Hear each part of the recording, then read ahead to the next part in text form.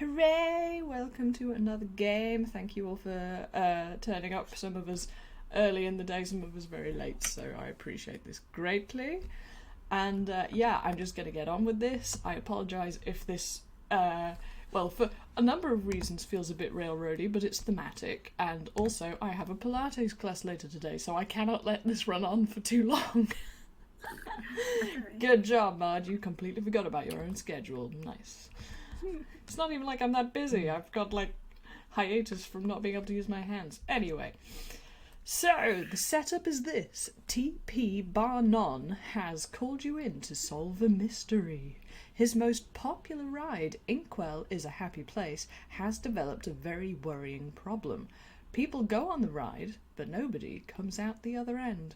They've tested it, walked it over with a fine-tooth comb, checked every angle, but it's all fine.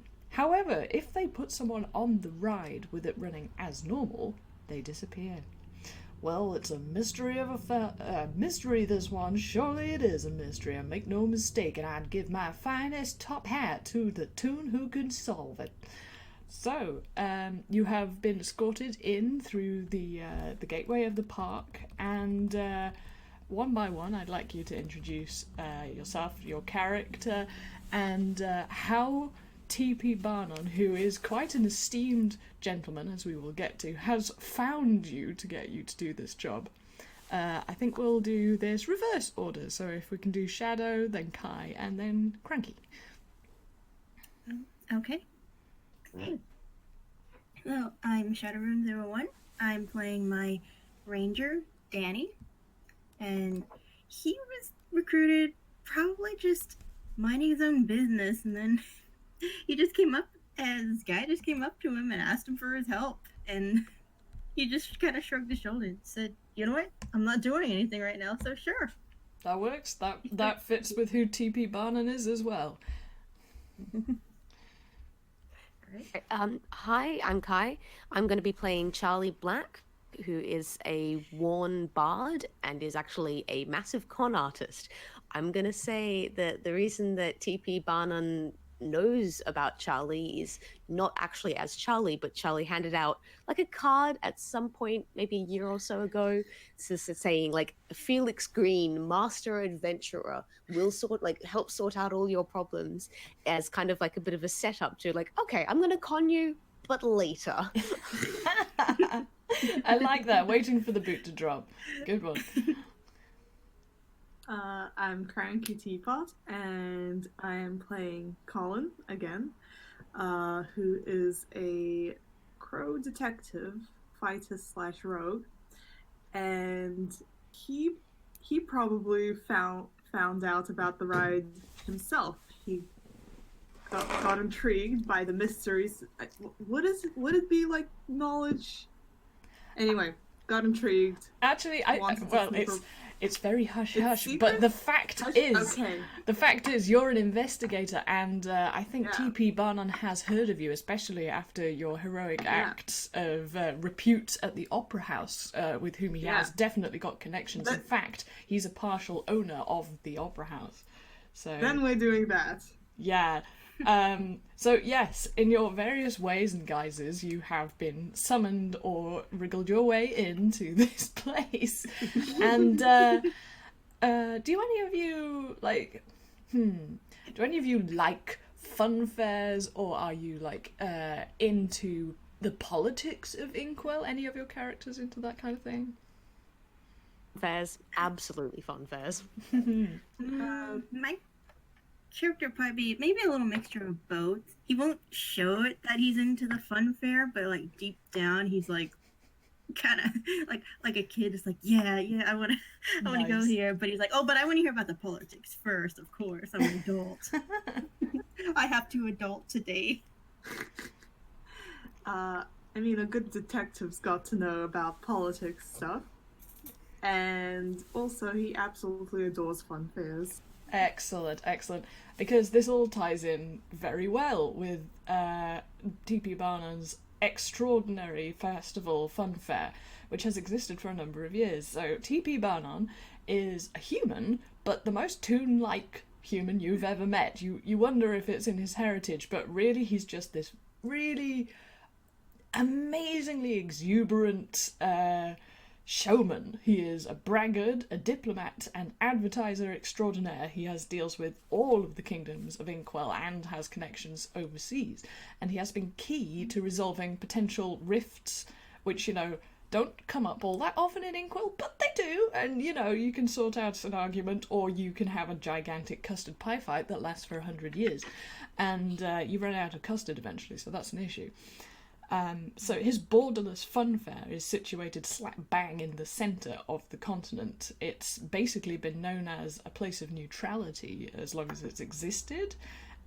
So it has been the scene for many important meetings and treaties, as well as an all-round favourite vacation spot. It's got everything going for it, so it's neutral ground, it's a fun time, which Toonkind like, puts everybody at ease, it's comfortable, and it has the central ride, which is kind of it's a hit and miss. It's an acquired taste. This ride is it's quaint and it conveys all the right messages, but some people find it a bit creepy.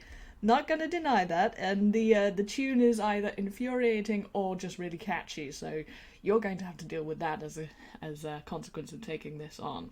So TP Barnum ushers you into the hoardings that are surrounding the ride at present, and you see a couple of disappointed patrons standing outside looking at the undergoing repairs signs that are all over it, and TP Barnum gives them a big smile and says, "Oh, don't you worry, folks, she'll be up and running soon," and they sort of have a good laugh and wave at him because he is quite a celebrity. This is quite an honour to be said hello to and invited by this guy. Like, this is a big deal, guys. It's quite exciting. And you go in, and it's very empty. Like, it's usually stuffed with people. If you've ever been on this ride before, it's a big draw, and there's no lines. There's this zigzagging piece of metalwork to guide hordes of people down to the boats, and there's nobody on it. So it's got this kind of liminal space emptiness to it at the moment, which is creepy. And there are only 2 other people in here, and part of you wonders if this is to, like, keep the whole thing secret, but you know a little bit about TP Barnum. And Charlie, I think you get a vibe from him because you are the same kind of guy, and you've all very quickly realised that these are the only 2 staff that run this ride, because he's such a cheapskate, and he will just use the minimum number of people if that will work. So, yeah, he's striding up and down and saying, this is a real problem, you guys. We've got to sort this out as soon as possible. And I am going to do a little cheeky thing, because normally I would let you all talk to all of these people, all 3 of them. But just to keep things a little more interesting and a little more simple, each one of you can pick a person to talk to. So in this room there is TP Barnum, the big guy. There is a squirrel mechanic in the background who's working on one of the puppets, so famous on this ride. And there is a robot with a large rectangular head, and if a pair of triangular diode eyes can look sulky, he has a sulky expression in the back and he's pushing a mop around. Alright. Quite the setup. Alright. So we could pick who we want to talk to. Yeah, if you pick one person, like if you all individually talk to a person, we're going to say like your group is just doing this to be efficient. It's not because the DM is running out of time. So yeah, Shadow, if you go first. So you have a robot, a squirrel, and a very famous person in a big top hat. You know what? I'm gonna have Danny talk to the famous person. Ooh, get you. Fine, Yeah. okay. Fun. You take the big guy. So he's standing right in front of you, looks really anxious, and seems to have forgotten to tell you much about what's happening. Okay, so Danny, well, he'd be trying to hold an excitement because he got into a theme park and in front of a really famous person, but he's gonna keep a stoic face, look at the sky, and he's gonna like, okay, so what's this problem that you seem to have? I'm 'Cause sorry.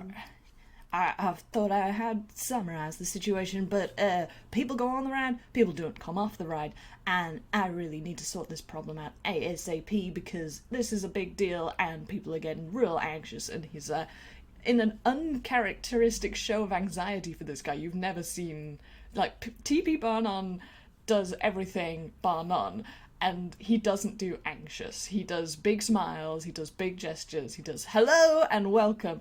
He doesn't lean against the wall tapping his foot and biting the end of his fingernails, which he is doing at the moment. Alright. That is troubling for Danny, but it's fantastic. So people go on this ride and then they just vanish. Yeah. It's nothing. No, that's it. It's never happened before. I don't get it. We just did regular repairs we do every night. We refilled the water tanks. We scrub up the puppets, check the ones that don't have limbs working normal. You know, that happens sometimes. There's all sorts of kooky things in there you'll get to see, and he's sort of chuckling and is slightly pleased with himself because he knows what a big deal this is. He's almost saying that jokingly because he assumes you've been on it before. He's that full of himself. But about 2 days ago, like, people started going, not coming out, and I don't know what's happening. Danny would immediately suspect, like, perhaps this is a mass kidnapping, and they're just using your ride to snatch up people. You'd have thought so, but, like, we've checked all the ins, we've checked all the outs, and we can't figure out where they're going to. And if it was, we would have got a ransom by now, I'm pretty sure. And he's, again, like, kind of nodding, like, I've been there. I'm a big guy. I'm a big deal. I got lots of money. And, yeah, so he's kind of unconvinced at the idea that it is a kidnapping and a ransom because something would have happened before now. Alright. Danny look at the ride, just feel like, well, I think the only thing we could probably do here is probably just get on the ride itself. He's already climbing over the bars. He's just really eager to ride on this thing. That's really cool.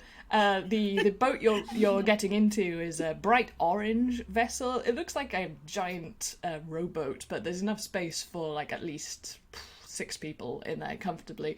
So yeah, you just straight up get on, and he's like, "Oh, I like your positivity." And yes, we were gonna ask you to do that because it only seems to happen when the ride is functioning as normal. Widget over there, and he waves over at the squirrel, who's presumably talking to one of the other 2 people, who waves him off in a sort of disgruntled, "Oh, shut up" way. We've had her run over the catwalk. There's a small runway that goes up and over the ride, but only small toons like her can really get up there. But yeah, there's nothing wrong with it when it's not moving. But Danny sat down in the boat, and somehow he has a thing of cotton candy and a popcorn, souvenirs. He's eating them while nodding professionally and understanding. That's really good. So are you all done? Are you all done with your questions? That's amazing. He's waiting in the boat. He wants to get on with the fun stuff. I get it. I understand. Okay, Charlie, who are you going to talk to? You have this rather disconsolate-looking robot in the back, and you have Widget Doodad, who is a squirrel, Warner-kind mechanic. She's quite small. She's like about Colin-sized. And yeah, she's currently struggling with a puppet that looks a bit like a Toonkind milkmaid who keeps hitting her with the bucket. Like, do they both look kind of disgruntled, or is it just the robot? The robot in the background is like just depressed, for want of a better word. He's just like doing his job, but like has this sort of doom and gloom aura about him. Widget is just focused on her work, and you get the feeling that that is what she is all about. She is about her work. Okay, I think then Charlie's gonna go talk to the robot. Okay. And she's he's gonna kind of sidle up and then like lean back against whatever is closest to lean against. If there is not a wall there is a wall now.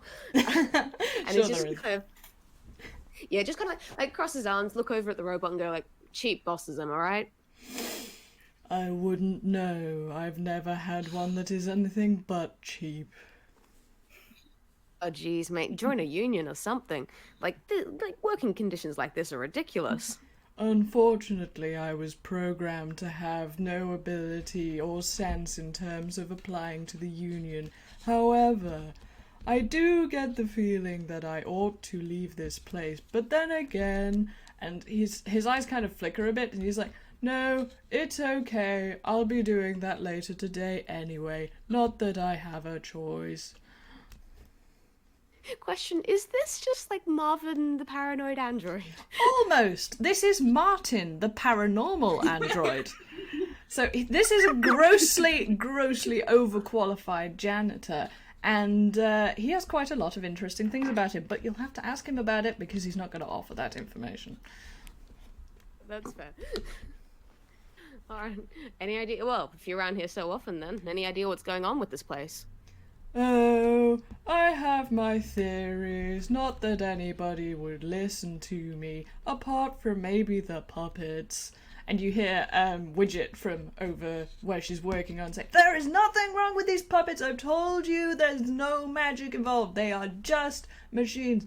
Well, so am I, but look at me. And he's repeatedly mopping the same area of the floor, regardless of the fact that Charlie's foot is in the way. He's just doing this.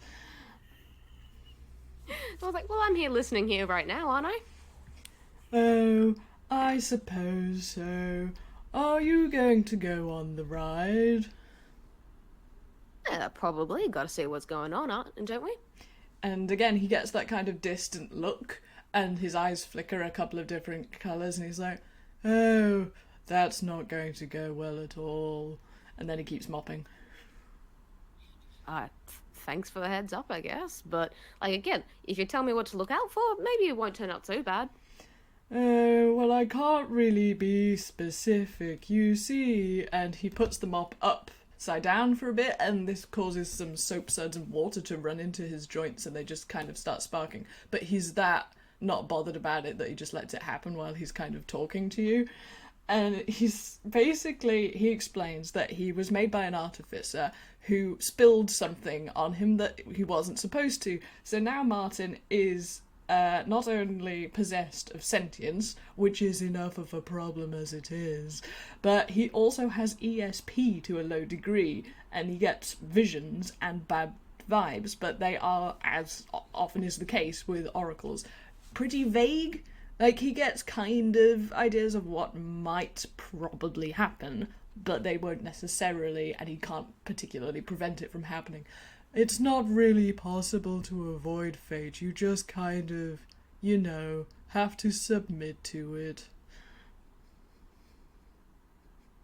Easier down, a bit of a downer. Well, still, like, fate's not too bad. I like playing my luck. So, like, again, like, vague is good. I can work with vague. Well, and he runs the data again. He's like, I wouldn't think that going up on the catwalk is a good idea. Or maybe it would be. It depends. Oh, and if you see me on the ride later on, don't bother. I'm already dead. Yeah, I'll see if we can do our best to avoid that, because, like, you say your visions can sometimes be wrong. Yeah, like, dead's not exactly much fun, so let's see if we can maybe avoid that, shall we? And he's just going to resume mopping. You're probably not going to get too much more out of him. He's just that, he's determined to be as he is for the rest of his eternity, because that's, like, the only revenge he can exact on the world. Charlie is just gonna kind of just slap him on the back and go, cheer up, mate, tomorrow might be better, and then go join Danny on the ride. As you disappear, he says, no, it really won't. Okay, and now we have our beloved Colin. So you are left with Widget Doodad, who, as has been stated, is a Warnikind squirrel mechanic. She's got lovely dark hazel, sort of streaked with darker brown fur, and she is wrestling with this puppet, which, by all accounts looks like just a normal automaton. It's not alive or anything, but it's having some issues. So, I hear you've been having problems with this particular ride, but is everything fine in the other parts of the park? Clang, clang, clang, clang. And she's just hitting this thing with a wrench until it stops hitting her with a bucket. She's like, pardon? What? I'm a bit deaf. You'll have to speak up. Sorry, ride. They're loud. Is everything fine in the other parts of the park? Oh, the other rides? Yeah, they're fine. And she gets back, tips this puppet upside down and starts, like, pulling stuff out of the bottom of it. And just as she's doing that, like, the water tank starts gurgling. You can see the gauge going up. She's and goes over to that and starts hitting that with a wrench instead. Well, I can see you are busy. So Yeah! I'll get to the ride. You can if you like. Oh, you're a little guy, aren't you, huh? And she looks at you at, sort of equal height, saying you're a little guy is perhaps a bit affronting because she's no taller than you are. And Yes, I am small. She flips her flat cap up and points to a rope ladder leading up. You might want to just sit on the ride. It's a nice boat ride. And she looks a bit dubious about the fact like this isn't actually her favorite ride. I prefer the roller coasters myself, but there's a catwalk if you need to get an aerial view of things. Those other two maybe too heavy. But you could probably get up there. Thank you for the tip. No problem. Just be careful up there. It is a bit rickety. Haven't had time to maintain that. And she gives TP a really sour look at this because clearly she has to do everything in this goddamn place. And then she just resumes fighting with this pressure gauge on the water. Okay. Yeah, Colin joins the others, I guess. Yeah, you all in the boat? Cute. Incidentally, it doesn't particularly matter, but just for flavour, where are you guys sitting? Because there's a bar at the front and at the back. Charlie's right at the front. Denny's in the front. Oh, Colin also wants to be in the front. You can, it's a 3-wide ride for the average Toonkind. Okay, That's excellent. adorable. You're all sitting next to each other. I love you. So yeah, Just stealing from Danny's like cotton candy and popcorn or something. I'm gonna say, as soon as Charlie kind of sat down next to Danny, it's just like automatically take a handful without asking. Colin is also not above food theft. This is extremely good. And TP takes this as meaning like you've worked before, like together, like you're a friend. He's like, isn't that sweet? Good luck! And just pulls the lever, and the ride starts up, and there's like, and all of these lights come on, and you can hear the music playing from inside before you make your way through the first door. And do we have like a quick chance to actually catch each other up on what we learned? Oh yeah, sure. There's a bit of a run into this place. So yeah, do you want to like talk before you enter that first door? Go for it. I know that Charlie's gonna like ask us like, you two learn anything much? I know that apparently I can fit on the catwalk. Yeah, about that. Maybe avoid the catwalk. Had some news that it was probably gonna be a bad idea. And Danny just eating his popcorn, and he pauses as a thought, and then he says, "I didn't get any butter for this." Oh, Darn it! isn't that always the problem? Anyway, what are we talking about? Like, I was asking if like you learned anything good, bad, suspicious. What do we have any idea what we're meant to be looking out for? Oh, well, he just said that people go on this ride, and then they're just not on it when they come out. So I suspected a kidnapping. He said no, because, well, they would have demanded money from him at some point. So I figured, you know what, I'm just going to get on this ride. I'm just going to go through it myself. I'm just going to take a look around. Maybe go on it a couple more times, make sure that I looked around thoroughly, and... Back up a sec. People go on this ride and then they disappear? Oh, Oh yeah. Apparently, they get on normally. They go through normally. Everything's fine. And then when the ride comes back, they're just gone. And they checked up on everything, and they said everything looks normal. Everything's fine. There's nothing malfunctioning. There's no kidnapping. No blood, I guess. People go on this ride and then they disappear. Yep. And now we're on this ride. Evidently, yeah. It's a little too late to back out now, then I guess. He's like now eating a corn dog. He's gonna pull food randomly, just like carnival food randomly, and just keep eating it. He's never had carnival food before in his life, so he's getting the full experience.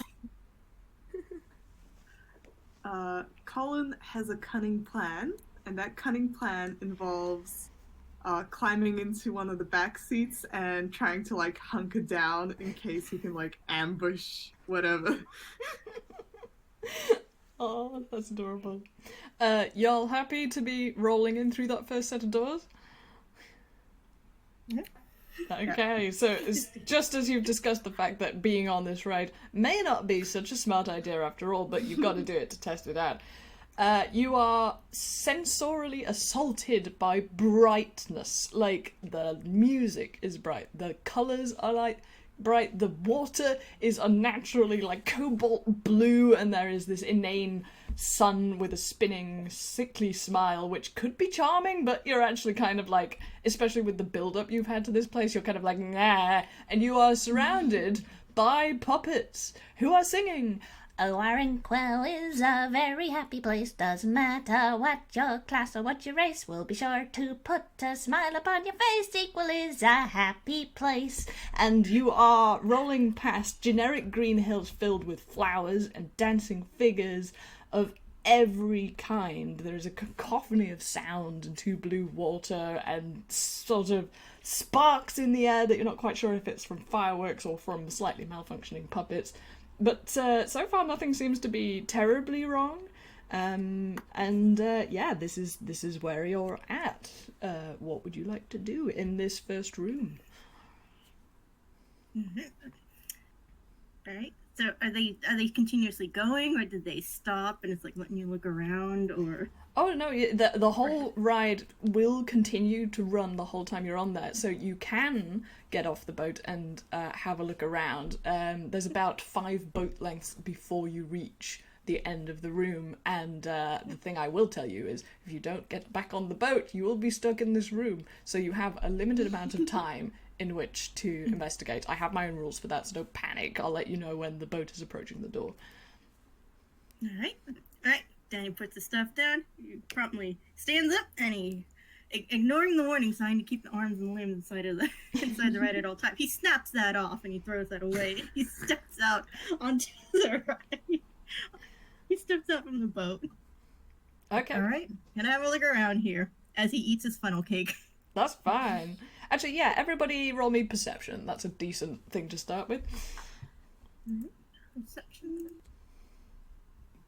Wait a second. I'll say this is the only perception roll I'll ask you to make. The rest of the time, you guys have to do that stuff. Ooh, 16, that's not I bad. was about to ask anyway, but yeah. Yeah. Oh, okay, so hold on. It's been a It's week okay. or two since I've done this. So it's D. First roll of the 20 game, plus- we're all rusty. Okay. So it's D20 plus perception. Let me try. Oh, you need I did it a... right. Yeah, you need an exclamation mark in front of that. Oh, right. So, exclamation. Oh, nice! Okay, you see all. You all do pretty well. Colin, you're perhaps a bit too interested in looking at a particular puppet or something, but you're all about the details, being a detective. But the most obvious thing to all of you, as well as this slightly lurid surrounding, which is kind of charming. It is charming. It has a sort of curiosity shop type appeal to it.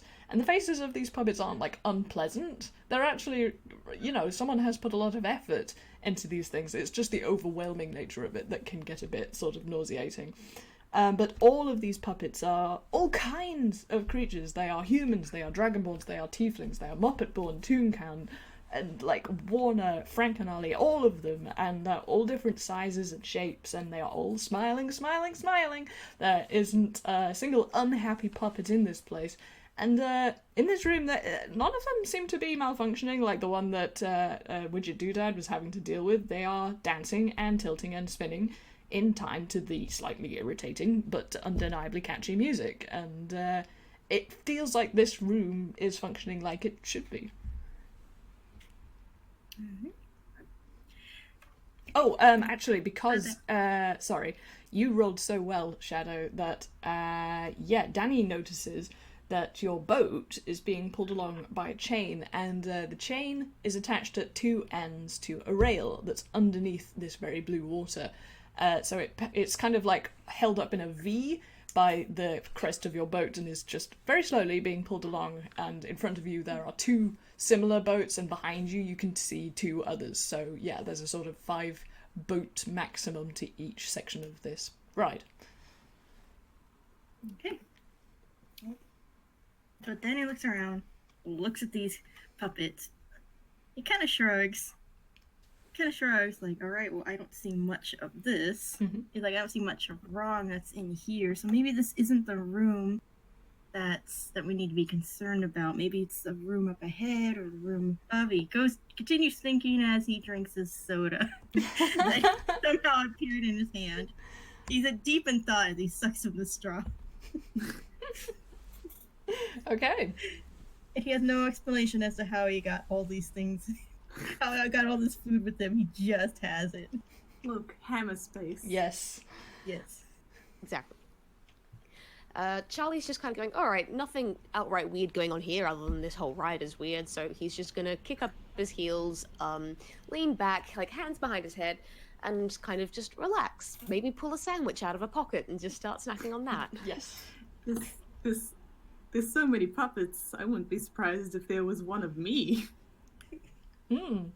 Yeah, you look around. Actually, yeah, do you want to roll investigate? Yes. Because you're a detective, and Oh, I just got a bad feeling all Here of we a go. sudden.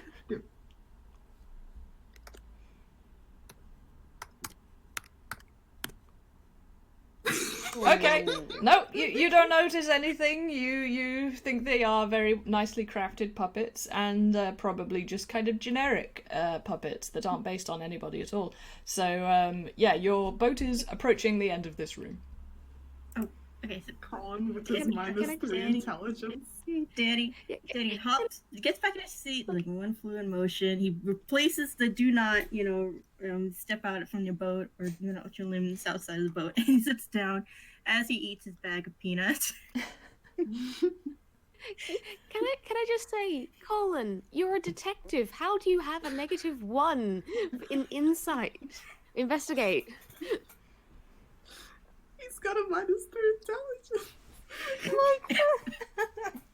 Because this is Toontown, and honestly, a detective with a minus in intelligence is the best thing I've ever heard of. Okay, so you're all back in the boat. Yep, you're not going on the catwalk, Colin, or anything. No. Okay, because there are maintenance. Like if you look behind the sets, there is always a rope ladder to access this thin catwalk that's hanging above the ride. Actually, you know what? I might as well have Colin have a peek from up there. Okay. If he has the time. Yeah, so you're going up there. Roll me. What's climbing a rope ladder, would you say, Kai? Is that athletics or acrobatics? That's probably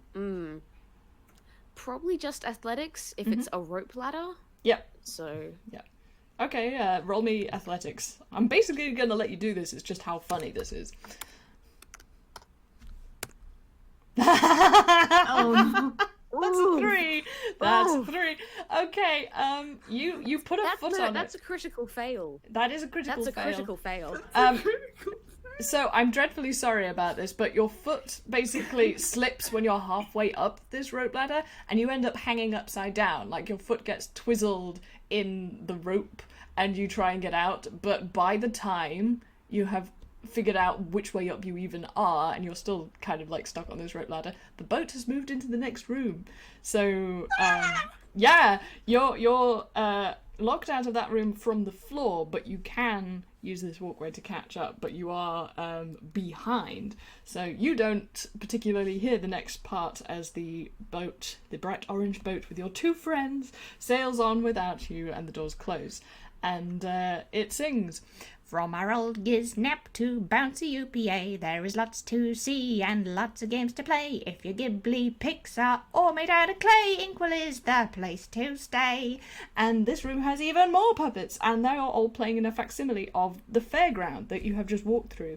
Again, there is a complete mix of all kinds of people and creatures, all faithfully but eccentrically rendered in brilliant technicolor as they dance and take part in the attractions on show.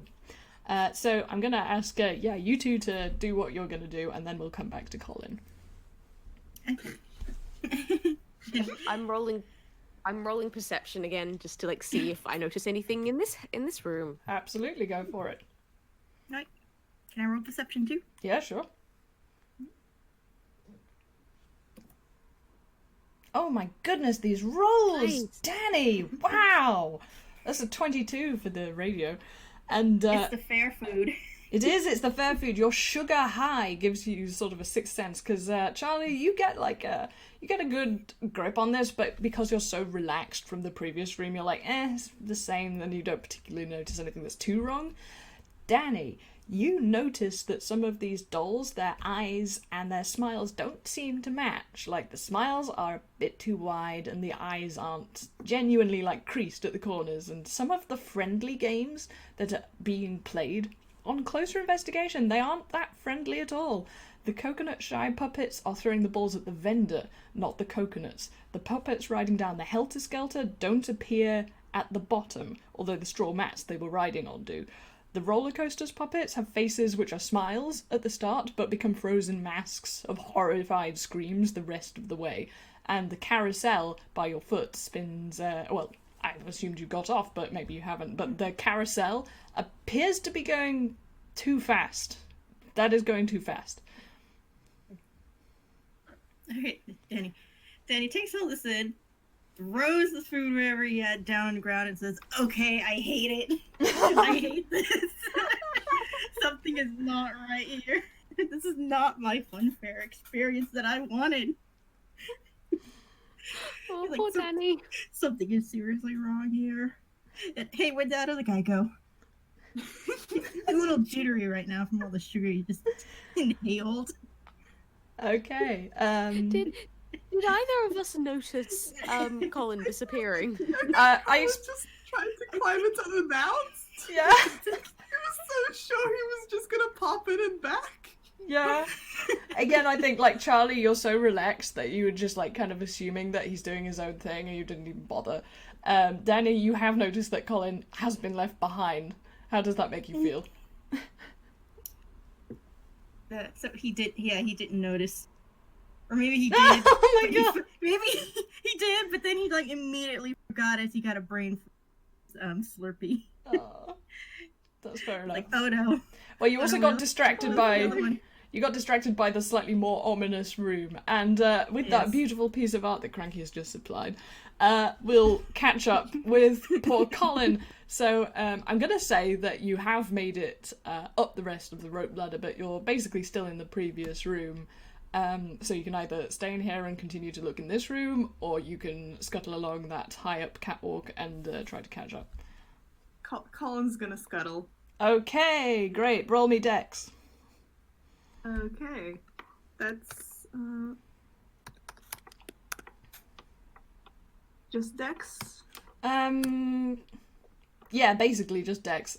Oh, I'm sorry if that had been slightly better. You might have been okay. But as has been foretold, you scuttle along and there is a creak and a snap, and part of the support of this very rickety catwalk breaks because it is like the barest minimum. It's like a piece of scaffolding that someone kind of half-heartedly set up, but like you get the feeling that this was a rush job and has never been finished. And the support breaks, and yeah, I'm gonna roll to see where you land, and I do hope this doesn't go very poorly for you. Okay, that's not too bad. That could have been far worse. If it had been below a 10, you would have been in trouble. As it is, you, Charlie and Danny, you hear a snap, crash, and Colin, I hope you like roller coasters because you land on the roller coaster and are taken for a ride.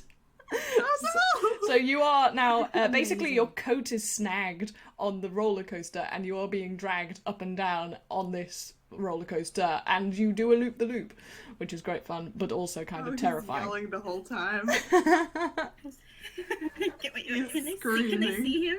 Oh yeah! Oh, absolutely! You can see all of this happening. Yelling. Yeah. But Danny sees him and he's like, he got on the roller coaster. So lucky. I said, look, he sounds like he's having fun. Oh dear. Charlie's just like, oh, for Pete's sake, finally climbs out of the boat and goes to please attempt to try and rescue Colin. Absolutely, that's fine. And none of you notice what that 19 was because that was for your passive perception. God.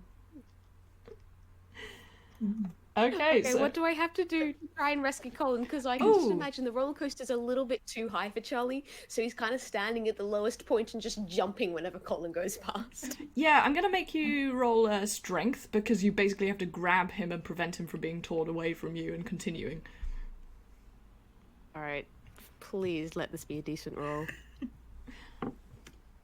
Oh dear. It's not a decent roll. Charlie is now also on the roller coaster. Yeah, you are. I hope you like roller coasters, Charlie, because you have a less comfortable ride because you're being dragged along behind it.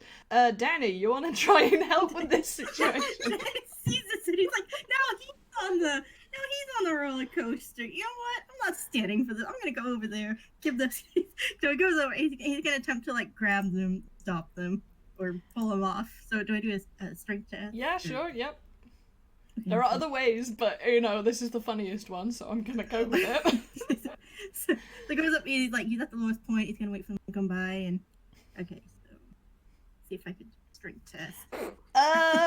Okay, that's like basically a mixed success. So you grab hold of Charlie. Charlie just about keeps hold of poor Colin, and the result of this is that the roller coaster is sort of jankily pulled off the ride, and the struts all break, the roller coaster's broken, there are puppets strewn everywhere, and this time there is no avoiding noticing because you all fall on the ground with this huge crash, and as you're struggling to extricate yourself from the mess, you notice that all of the puppets are looking at you, but they turn their heads away as soon as they realise. Gosh. And that was creepy. Yeah, the music is continuing to play as if nothing had happened. Your boat is nearing the end of the ride. Oh, crud. Danny finally, he grabs the two and like, we gotta get back to the boat. We can't stay here. I was just gonna say, if Charlie is still kind of grabbing onto Colin, Colin's just gonna get tucked under Charlie's arm. Because Colin does not want to be left behind again. That's very just good. leg it for the boat. Go. So one's holding the other, and Danny just kind of lifts them both above his head, just kind of like runs at the boat. Okay. Checks him in, dives in after him. Yes, this is good. I'll say that you did that with enough time to spare that you don't have to roll for it. So you dive into the boat, and the door opens, and you are into a new section of the ride.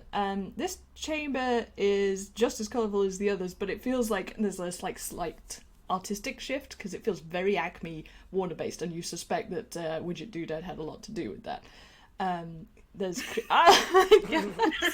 Cranky, I can't keep up with these pictures. Oh my gosh, he's so precious. I love Colin so much. Anyway, you're in a very Acme Warner-based type of room, and there's creatures and characters chasing each other in madcap flying machines or wacky vehicles, and there are cutaways to show mines filled with diamonds and explosives, and there's recurring visions of a grey jackrabbit popping out of holes or lounging in unexpected places like on top of the clouds.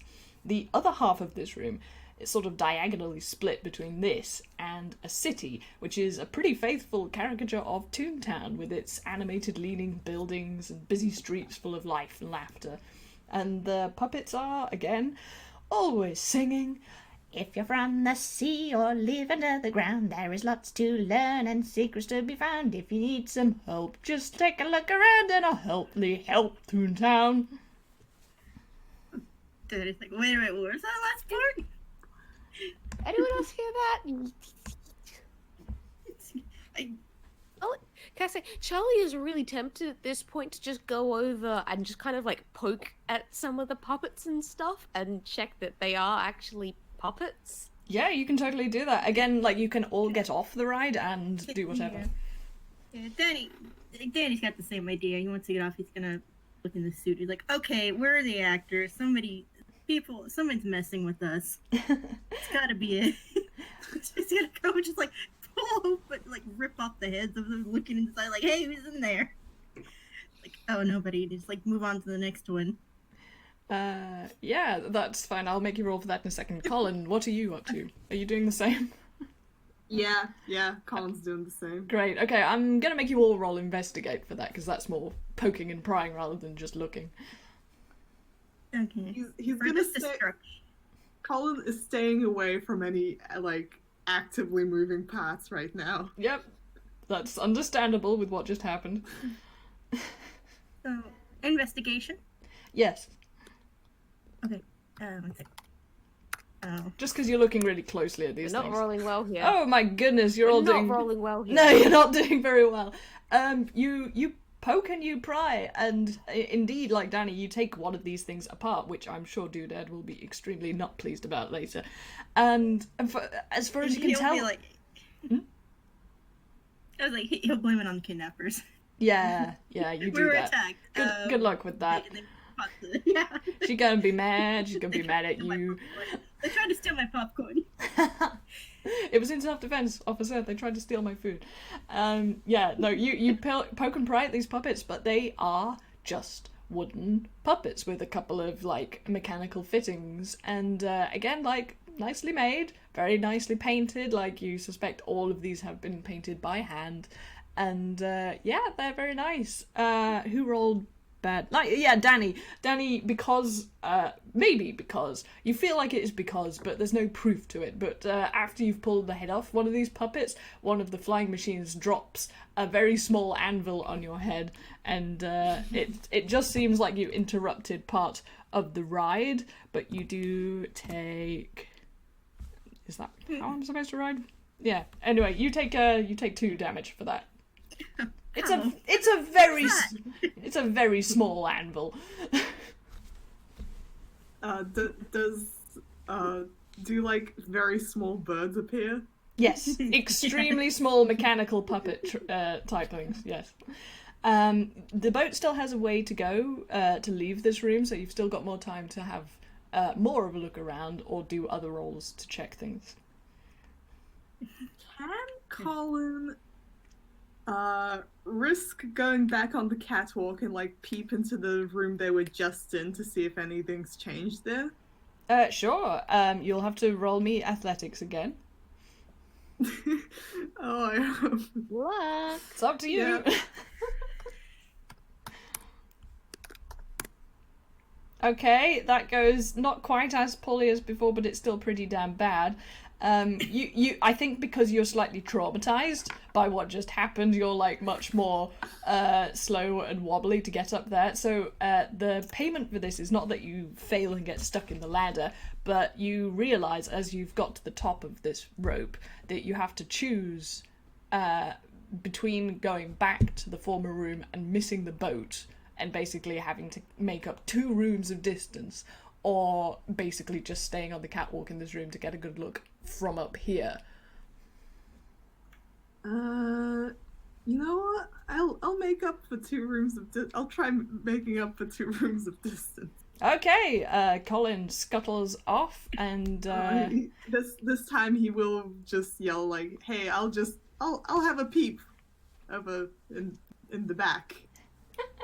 okay. So he doesn't just go missing again. That's very fair. You've given your colleagues fair warning, and yeah. So If this goes bad again, we're banning the catwalks.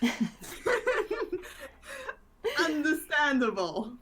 Yeah, so you scuttle off, and we'll come back to you in a moment because you're in a different room now. The boat is about like halfway around the ride, so Danny and Charlie, you both are still in this room and do still have time to look around. Yeah, there you go.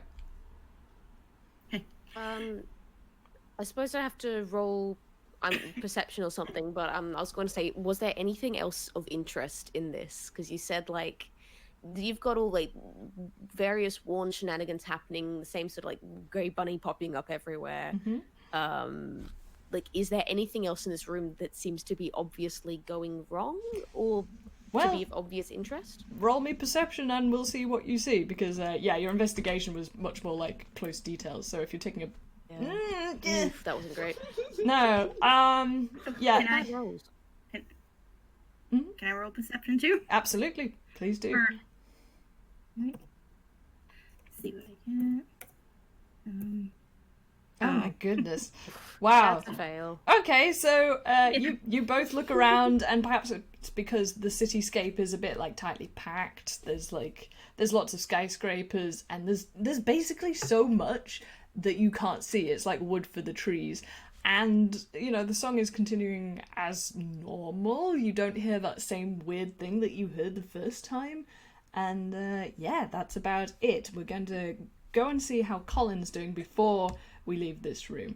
So Colin, you've gone back into the former room, and the first thing you notice is that the lights aren't on, and you don't know if this is because you know you are the only people on this ride and they've programmed it to save on electricity or whatever they use to light this place, but you can't see so good. Do you have dark vision?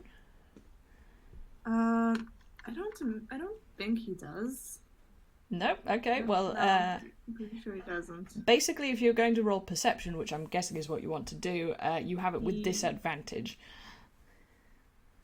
Okay. Okay. +2. Just say, I'm surprised that like with Danny's earlier role, I'm surprised he didn't wind up accidentally falling into the water or something. Yes, I only just noticed that it was actually a nat 1. If I had, something bad would have happened. However, Colin, you absolute star. So even your low roll is extremely good. So you do your detective noir thing. You basically put yourself into the Gotham mindset and you sharpen your senses and sit, basically. Like, you stay very still in the darkness, and while you do, you can not particularly see things, but you can hear things. And yeah, from the room next to you, you can hear like the continuing song and the clanking, but again, you can hear the kind of muffled which is not part of, you assume, the usual song. You can hear the water, you can hear the mechanisms, you can hear a kind of scraping sound. You're not at all sure what the scraping sound is, but it gives you a bad feeling. And while you're having that bad feeling, you feel a vibration under your feet, and you recognise this because it is the same feeling you had before you fell off the catwalk the first time. So because you noticed that, I'm going to say that you have advantage on this Dex saving throw. May I do acrobatics? Yes, you may. And you can do it twice. Excellent. Because he has an advantage on. Oh, that's not beautiful. But... I don't think you're going to do better than a 22, but you can roll again if you want to. Nah. See if you can get like a crit. fail. Get a- Yeah, that's extremely good. So No, I'm not gonna risk it, so I'm just gonna keep it as No, it's is. advantage. It's advantage. So like you could only roll higher. Oh yeah. Wait. Oh wait. I've got advantage on it. Yeah? yeah, if you want to roll again, you can, but you succeed Okay. with Yeah, panache. I'm gonna see if I can do better. Just a little bit. Oh, almost as good. Like 22 and then a 20. Damn, that's very good. So regardless, I Danny- think my theory is that since Colin's been isolated, he's not like stuck with their contagious bad roll. yeah. Danny and Charlie, if you happen to look up, you are amazed to see your little crow detective colleague backflip like along the catwalk, like it's Olympics style along the bar. And you hear some crumbling from next door, which was basically the rest of the scaffolding coming down. And he comes to a stop in the perfect sort of ta-da, I did it pose. And because that roll was so damn good, you are directly above a garage. And this is in the Toontown section, obviously, and you can see little puppets hitting something that is square-shaped with triangular lights on the front with teeny-weeny hammers. Hitting some what? What are they hitting? They are hitting something That's that is... Martin's head. Could be! Oh. The boat is very close to the end of the ride, but you have time to have a look, or at least tell your colleagues what you have seen. So, something very weird is going on back there. I don't like it. Is it? Sort of weird. Are there people back there? Weird noises. Lots of weird noises. Yeah. What? Wait, what kind of noises? Banging, crashing, screaming. Yelp. Yeah, yelp. Yelp. I don't know. Something like that. What's a yelp? A yelp. Well, I mean, we did already Yeah, hear yeah. the song when it did a thing. Yeah, it's like, are they someone saying help? Is there somebody stuck back there? I'm down here. And you are passing by this garage, basically. And that's if they're hearing. Yeah. Can Danny and Charlie see what's going on in there now as well? I'm still going to make you roll perception just because your previous rolls were so goddamn bad, Sorry. It's okay, you got Right, distracted. right, There's a lot going on in Toontown. Okay. Slightly better. That's alright, Yes, definitely. Oh, nice. With 21 you absolutely do, and yeah, you basically elbow Charlie, so he definitely knows what to look for. And yes, you are serenely just about to exit this room as you float past what is indeed Martin's head, which has been put in the garage as if it's a car in for repairs, and it is being hammered by the puppets, and he says, I said I had a bad feeling, and the lights of his eyes close off. But because Danny rolled so well, you notice that one of the puppets, with its little mechanical wrench that is hitting the head, looks very familiar, and it is an exact replica of Widget Doodad. And you pass through the door, and you are now in a new section of the ride. And Colin, you're overhead, but do you move into the new section? Yeah. Okay. What- Yeah. Wait. No? I was gonna say, was there enough? Would there have been enough time after noticing that? Oh no, this is Martin's head. Was there enough time to hop off the boat? No. Not really. No? Well, Damn, do you okay. really want to? Do you really, really, really want to? Yeah, because it's like Charlie's immediate instinct is, oh no, this was a person that I talked to earlier. That's their head. This is not good. Jump off the boat and try and rescue their head. Okay, I'll tell you what. I want you to roll acrobatics or athletics or something to make that. I'm gonna go with acrobatics and Okay. just do like a fancy flip or something. So, That's very Charlie's style. like hop off the boat at the last second. Yeah. Ooh. Oh, why am I getting all these bad rolls? Okay, it's not like terrible, but basically I'm going to give you a choice. Either you succeed in getting off the boat, but you can't get back onto it before the boat has left this room, or you reach to grab the head, but you fumble it and drop it, but you are still in the boat. I'm gonna say Charlie is off the boat. Okay. Yep. Yeah. Okay, So you managed to get get off the the head. boat. It's not on the boat. Yeah, and the door ahead of you shuts, and it does so with more solidity than the others have.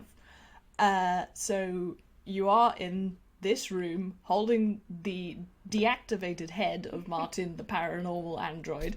Danny, you are alone in the boat that has just passed through the door, and Colin, you have moved through on the catwalk into this next room.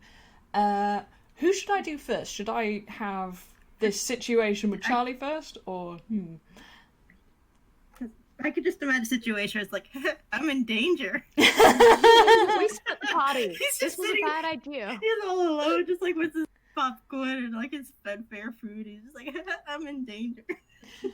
Yeah. He's just kind of laughing at the situation because it's actually gotten really serious. Yeah. This day's not going the way he thought it was gonna go.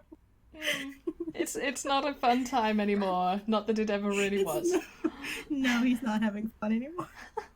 Okay, just to keep that sense of dread, we're going to stick with the new room, and then I'll come back to you, Charlie. So yeah, your boat enters the next room, and as it does, the lights flicker off for a moment, but they come back on a second later. It's just like, just your regular glitch in the system. Nothing to worry about, it's fine. And ahead of you, you can just about see the other two boats, and the one furthest ahead seems to be shiny. But outside of that, I'm not going to give you much. The puppets here are all dressed in white and pastels, and you get the feeling that this is the grand finale, because there are aspects from all the previous rooms, but rendered in these almost like wedding shades of blue and white, and fancier dressed creatures and people smile too widely at you, and they toil and dance and soar, in fact, because there are several flying machines in here like there were in the previous room, and they sing. Cover your heads, everybody. Oh, and Cover your heads, everybody. yeah, Sorry. Charlie, you can probably hear this through the door because you're right next to it, and they're singing, "Don't you worry if they think there's something wrong with the way we move and sing during the song, 'cause before you leave you always sing along, come and join a merry throng." And when that line ends, the lights flick off again, and when they come back up, they come back up. And you have to do things now. So Is it okay? So are we starting with Danny? yeah, Danny, and then Colin, and then I will go back to Charlie. Okay.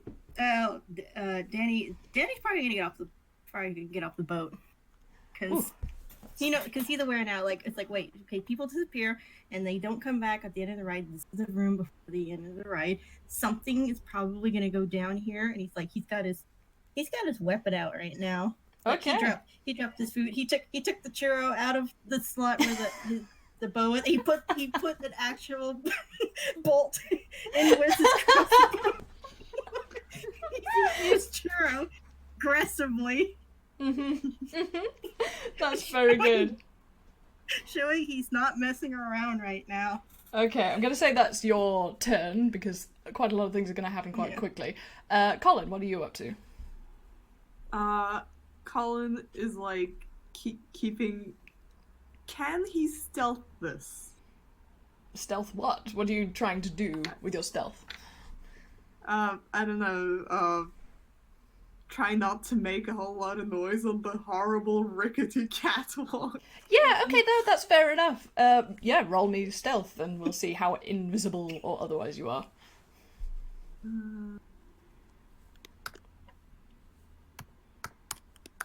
That is. Give me a second. My goodness. Ace. That's a nat 20 plus 4. Wow, He's channeling Batman. He is. You have you've basically you've come onto the Gotham City level of. Have you ever played the Arkham City game and you can turn on the bat sense thing, which basically breaks the game because you can see everything? You've got that, and like, yeah, you are effectively invisible, unhearable. You are the knight, and because you did that so well, I know it was a stealth roll, but I'm gonna say like your senses are so spider sensey right now that you notice that not only the furthermost boat is shiny, but the one that is directly in front of the boat that Danny just got off is wet. It is definitely wet now all over on the inside, and it is draining out of like the drainage holes that you have in said boats.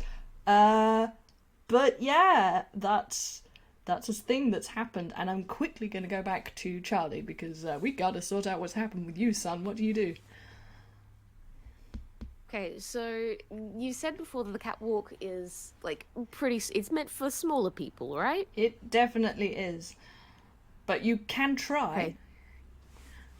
Yeah, because that's like the only real way through, and like Charlie isn't massive. He's a cat. He's definitely not like full on human sized. He's kind of like in the middle. So like maybe there's gonna be like just enough room if he's careful and still carrying Martin's head because he doesn't know what else to do with it, but he doesn't want to leave it behind. Yeah, I was going to say, are you going to do anything with that, or you're just taking it with you? Much. You can put it in your hammer space. That would probably free up your hands a bit.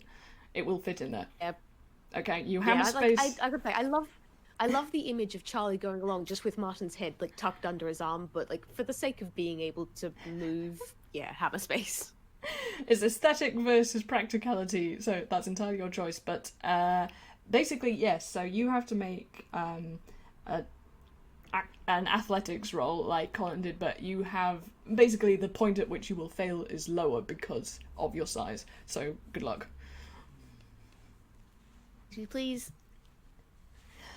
You just about manage. It's not elegant, and you hear kind of creaking, and a thing goes ping behind you after you've got off the ladder, so you feel like being on this catwalk for a long time would be a very bad idea. But you are up on it. You're still in the previous room.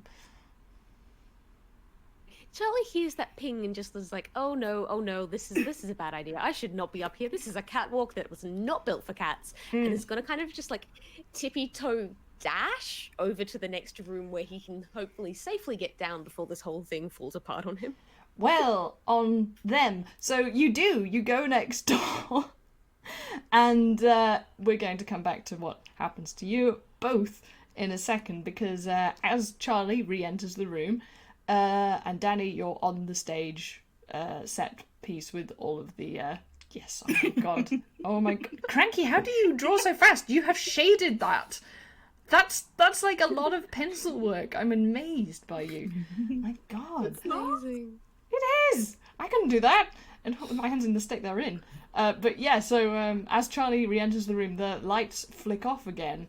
And this time, they don't really succeed in turning off properly. And you hear this creaking, clanking, and you see the chain go taut, and the orange boat is dragged rapidly under this very bright blue water. And only a couple of moments later, it bobs back up on the surface after not depositing whoever was on it in the water. Basically, those rails that the chain is being pulled along on, there is a break in them at that point that has a lever. So either the boat can continue going along them and stay on the water, or it can do what it just did. And yeah, you witnessed that. And again, you see and kind of feel the puppets looking at Danny because he's the only one on the floor. And yeah, the ride grinds to a halt because after this fails, the doors shut again, but they shut halfway through the boats that are partway through the doors, and it stops. The whole ride stops. And as it does, both Charlie and Colin, you're going to have to do something amazing because the walkway breaks. So I'm going to ask you to do like acrobatics, athletics, dex, whatever you feel is going to save you because you are falling and you are directly overhead the water. Acrobatics, please let Charlie land on his feet. Colin! Wait, that's not. Oh, damn! That would have been the most amazing save! It was almost a 26, guys. Oh, it's still very Okay, good. no, that's still pretty good. Okay, so your combined rolls are sufficiently good that Charlie, I think you basically do a sort of toonish stretch, and your toes catch one half, and your fingers just grab the ledge of the other side of this this watery grave beneath you, but you manage to not fall in the water because you're making a bridge. Colin, you land on Charlie and he catapults you back up into the air and you land again with a flourish, but you fortunately don't knock him into the water. And so the music wavers really badly as it tries to start up again, and this time the puppets are moving and not in the way that you expect them to because they aren't lodged in place like they should be. They're kind of scraping along the floor as they wander and tilt and totter towards you, and they sing, "Oh, we're sorry if you feel compelled to leave, but before you go, there's one last thing we need. Like your heart and soul, just join us and you'll see what a small world it can be." Roll initiative. Oh, gods. Mom, this is terrifying. Oh, I'm so glad, because when I went on the ride that this is definitely based on, I was terrified. Because, like, what the hell? Anyway, I've got a map for you so you can try and figure out where the heck you are. I'm gonna wind up. I'm gonna wind up with "It's a Small World" stuck in my head, despite the fact that no one has said it. No one has been singing it or anything. Hang on. I was looking for my initiative. Yeah. Not very high though. Let me try. Ooh, okay. So I'll have to roll what I'm doing in a second because I'm still figuring out who's going in what order. So at the moment, I had a suspicion the water had something to do with it. never trust the water, guys. Never trust the water. So at the moment we've got Danny, Colin, and Charlie, but I have to roll initiative because I've got a bunch. So here's one. Oh, okay, that one goes first. I didn't expect that. Interesting. And then there is the one that actually has some plus. Oh my god, that goes after that. Oh dear. And then we've got one more because there are a lot of puppets. Oh, interesting. The one with the +3 goes last. Isn't that always the way? Okay, so as this fight starts, you hear a sort of and it is as if the puppets have called the emergency services because suddenly a bunch of toy wind-up police cars and 3 fire engines and a bunch of the aeroplanes overhead start like circling lower like bombers, and that's how this is gonna go down basically. And it is my go first, which I didn't expect it to be, especially not with these. So, the things that are in perhaps the centre of where you're actually looking at that map, could you all basically specify where you are?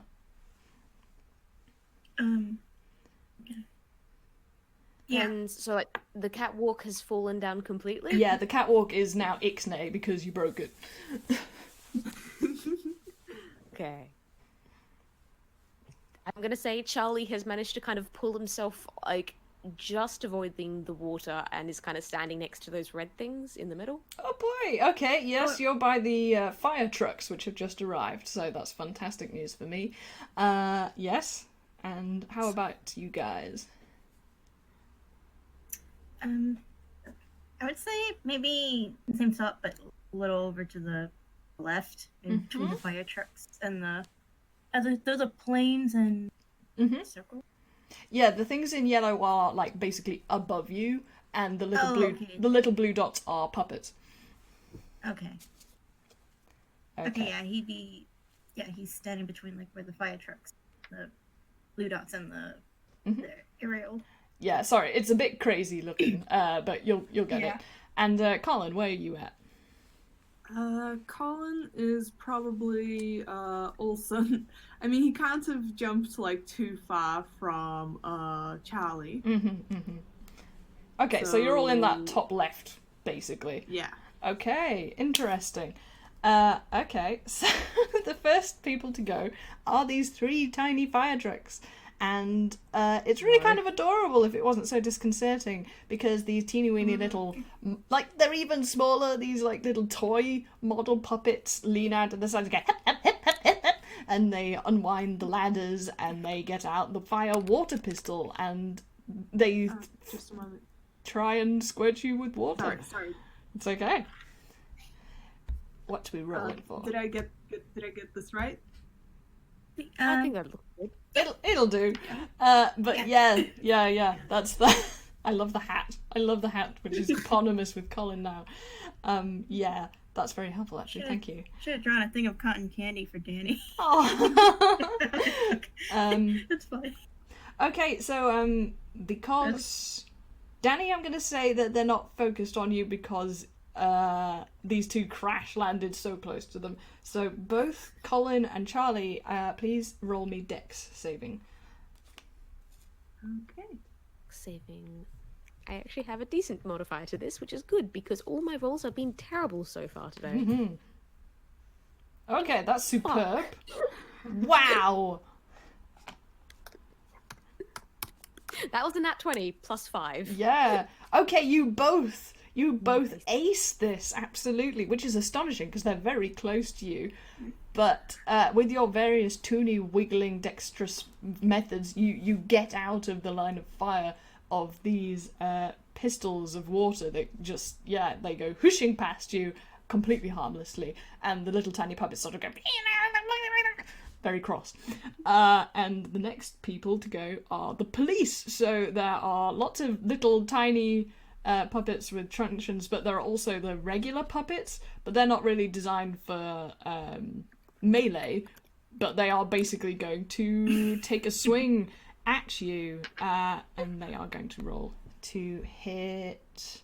They're going to go for Danny because the fire trucks were basically summoned to them.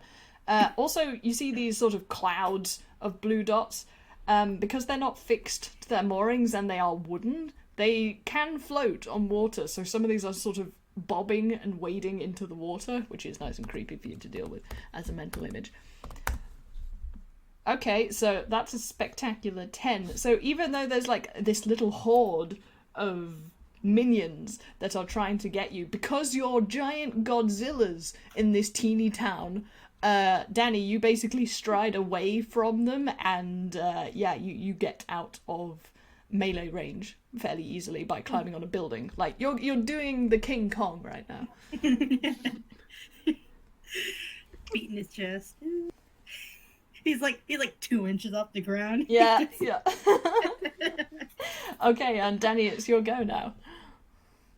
Okay. So you just, jeez, what to do? They're tiny. Mm-hmm. It's like you just step on them. You could.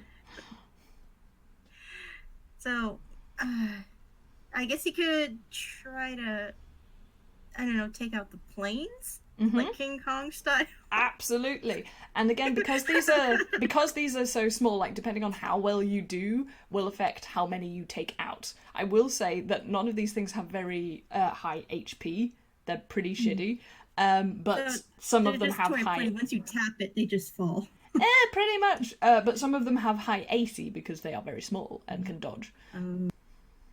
Okay, so what do I roll for? Acrobatics or? What are you trying to do? Tell me exactly. He try to knock down the planes. Like, see? Yeah, I'm not sure Or if is that's. that? Or can he do that? Are they too high up? No, you can totally do that. Just roll me a regular melee attack. Just a regular melee. Yeah. All right. So he. Like, are you attacking with a weapon on, or this your turn. hands? I was gonna go with the hands, like in Yeah, do it. King Kong fashion. But I was I'm like, all I about the never visual. did any with my hands before, and I don't remember what to use for the hand because I've always ever used my crossbow. Oh Just- heck. That's the Now that you problem. say I that. guess I could just use the crossbow. Hang on, I should be looking King at my Kong own. got King Kong got an upgrade. Kai, can you help me out with this? I'm trying to figure out what she has to roll. I haven't actually got your data up, which is bad of me. He can just use the crossbow. I could just use the crossbow. Yeah, sorry, my brain is failing on all terms. Like, I know there's something you have to add for just regularly hitting things, and I can't remember what it's called, which is just embarrassing. I'm sorry. Is it acrobatics or athletics? Or Yeah, actually, just roll athletics. Let's see if that works. athletics. All right. Give me a second. Okay, yeah, that Nice. totally hits. For damage, I mean, like, how you've got a +3 for strength, so you're pretty strong, aren't you? Yep.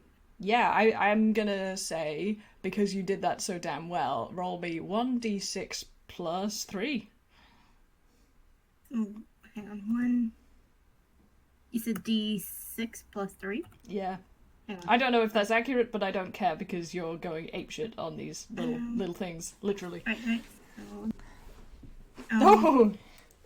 Okay, so in one fell swoop, you take out 2.5 of these things. You obliterate the 2 aeroplanes that tried to dodge around you, but you smacko them out of the air. The hot air balloon takes a bit of a hit, but it sort of wafts away largely unscathed. So you have taken out 2 of my air minions. Congratulations. Colin, it is your go. Colin wants to.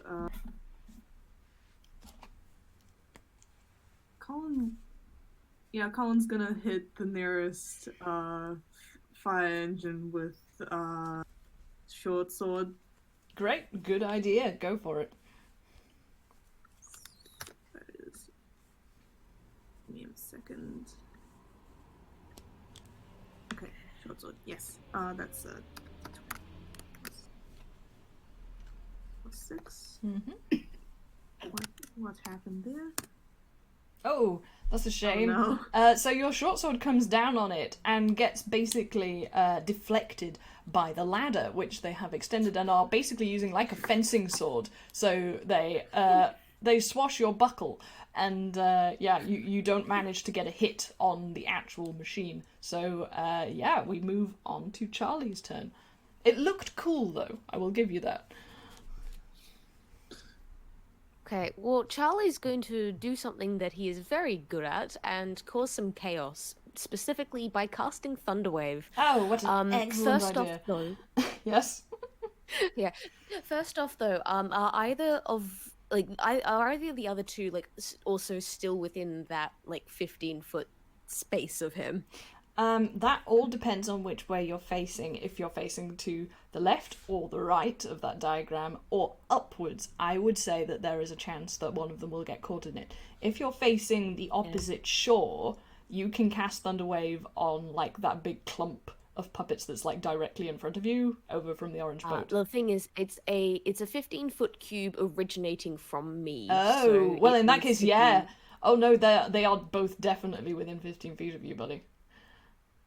Okay, which of you two has a lower Constitution saving throw bonus? I got a +1. Wait, where would you find that? It's well, just you- under you con, should it's have a your thing- main stats. Oh. Yeah, it's like Also- you also, will actually Just check your second, saving throws.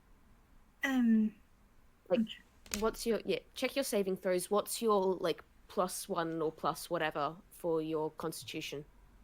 Oh, my Constitution. It's a +2. Mm-hmm. Okay, Colin, you have slightly worse Constitution, therefore I'm casting Bardic Inspiration on you. So just so you get an extra d6 that you can add to a d20 roll in at some point within the next couple of minutes. So you might need it, you might not. Either way, I'm casting Thunderwave, and everything within a 15-foot cube of me needs to make a Constitution saving throw. Okay, that's quite a lot of things for me. Fortunately, these things don't have Constitution for shit, basically. That's a 12. Does that make it? No, sorry. That's fine. No, this is good. So, That won't either. Ooh, Does Colton? yeah. Okay, Sorry, that's a what? That's sorry, a Danny. Constitution save. oh, Wait, sorry. I Constitution zoned out. saving. Yeah. Yes. Sorry, Danny. I'm so sorry. Thunderwave's a good spell, but it does make things complicated. Oh! I'm gonna use that bardic inspiration. Yeah, so add a d6. Does that succeed? 14? Yeah, that just makes the DC. So, Colin, you're only taking half damage. How much do the rest of us take? Everyone else is taking 2d8 plus my 2d8 thunder damage. Like, I'm fairly sure it's plus my modifier as well. So, sorry, everyone. Oh! I'm very sorry. Everyone who gets hit takes 15 damage. Colin, you only take you take 8. No, 7. 7. You take 7. Oh boy. Well, just to make you feel slightly happier, as this happens, this wave spreads out from you, and all of the puppets that are within the vicinity of you, which basically constitutes that blob that you're all, that white blob that you're all near, the smaller white blob that's near you, and those 5 that are behind you, all of those puppets just are just like immolated. They disappear into charred ashes and leave rather grim armatures behind them with burnt springs. The aeroplane just goes and does like a tiny spectacular explosion on the floor. The three fire engines have like this wave of electricity that passes over them, and all of the little puppets that operate them go da, da, da, da, da, but they actually hang in there, and they are still active. But you definitely did a good old punch to their guts. You have done good. Just in terms of like the movement of the other puppets, they are sort of closing in on you, but they aren't very close to you yet. I say, Danny cries out in pain, not from the burning, but because his eyes just like completely evaporate. Oh, I didn't even get to lick it, and it was fudge dipped. Oh yeah, I forgot like the one other thing. Everyone who failed their Constitution saving throw also gets pushed 10 feet away from me. nice. Yeah. Okay. So I'm so those. sorry. I just shoved Danny over. I'm so sorry. I did this on a reflex. It's like he melted into a puddle and then he was shoved into it. Does Colin take half damage, or does Colin not take any damage? Half damage. Oh, Half damage. So yeah, Colin takes 7 points damage.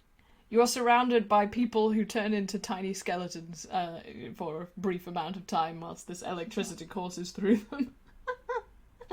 And yeah, those 3 fire engines, they kind of skid off the platform with their sort of and you've kind of messed up their sirens a bit, but they're still going.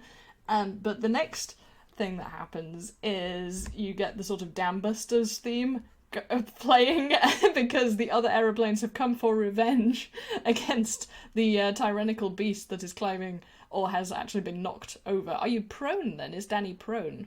Or has he just been pushed away? Pushed away. Pushed away, good. No, that's good news, because otherwise it would be a bit hard on him. So, yeah, but the Air Force is coming, and it is coming in force. So, you have got 3 of these little aeroplanes that are going to come and try, like before, to drop anvils, boulders, safes, pianos, whatever they've got on board on top of you. So they are going to roll to hit Danny. That one misses. But there are 3 of them. How do you know what your health is? Sorry, I know Should you. have like Oh, points somewhere. Yeah, I have like mass hit point things. I found a thing for like swarms, and I'm basically using that logic. But these little individual aeroplanes do have teeny weeny individual hit point things, and the last one is that hot air balloon. Okay, so I'm sorry, Danny, but 2 of these actually do get the drop on you, quite literally. So one swerves past you and drops a safe, and it harmlessly goes wee kaploosh into the water. The next one goes past and wee kapoosh, there is a piano, a very small piano. That lands on your head, so that's a d4 for damage. That one gives you 2. And the hot air balloon has 2 little puppets that heft an elephant, a very small elephant, out of the side, and that comes down and lands on you for 4. So you take 6 damage. Okay. So, Were you going health-wise? Because you've just taken Yeah. 21 points of damage. yeah. I think I should use my cure wounds now. Mm-hmm. Danny has a spell, cure wounds. Oh, wait, I'm afraid you'll have to hang on a second, because it's not your turn yet. Because I rolled such weird... Well, I'm just saying in general. Yeah, no, it's okay. Later once it's turn. So now it is the police's turn, and basically you've got like an aquatic team swimming over to you guys from this canal of incredibly blue water, and as they come out, it's a bit like the thing from the swamp, because they all have this kind of paint-like water dripping off them, and they look even more deranged than before they went in, and that's saying something.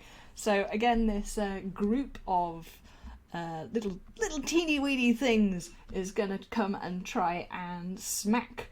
Yeah, they're gonna go for Charlie because you did a bad. Not all of them have got there, so fortunately it's not quite so dreadful as it would be otherwise. But Charlie, can you roll me Dex saving, please? Nothing.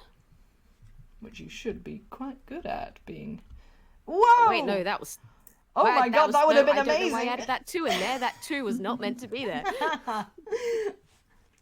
Oh dear. So Oh, damn. actually, what happens is you feel like you were going to roll a 28, but your overconfidence and the water that squirted out of those fire engines before catch you off guard, and you slip, and you basically land in amongst this cloud of truncheons who like hit you in a splitty splatter way, and individually they are tiny and they just wouldn't hurt you, but when you combine many toothpicks together, it turns into 2d4 bludgeoning damage, so that's what you're going to take. Oh, that's fair. That's fair. I deserve this. So you take 7. You take 7 tiny damage, and it's like pins and needles, but the most extreme version you've ever encountered. And another funny thing happens, because some of the water comes off on you, and you feel kind of a bit stiff. It's not very much, but you notice that you feel like a change in your texture. And after that, it's Danny's go. Alright. Danny's gonna cast cure wounds Good on idea. himself. Yep. Let's see, so it's the same. Let's see what that does. And does that mean it heals 10 or? I don't know. Do you roll is that? Oh, no, you don't... Oh, I don't think you need to I roll to don't? cast. It should just be like, Oh. like roll 1d8 plus your spellcasting ability. Yeah, that's the Oh. one. And that's I how much you thought- heal for. Okay, so 1d8 plus. Okay, hold on, let me try that again. That's okay. We're all learning here, including I'm me. relearning. I forget so easily. It's so. Okay. Yes. Yep, that's good. You heal for 8. Just incidentally, how many hit points do you have now? Oh geez. Let's see. He has 18 left. Okay. Trying to remember. You lost. I think- You lost 21 hit points. You've just gained back 8. Yeah. So, I'm guessing 18.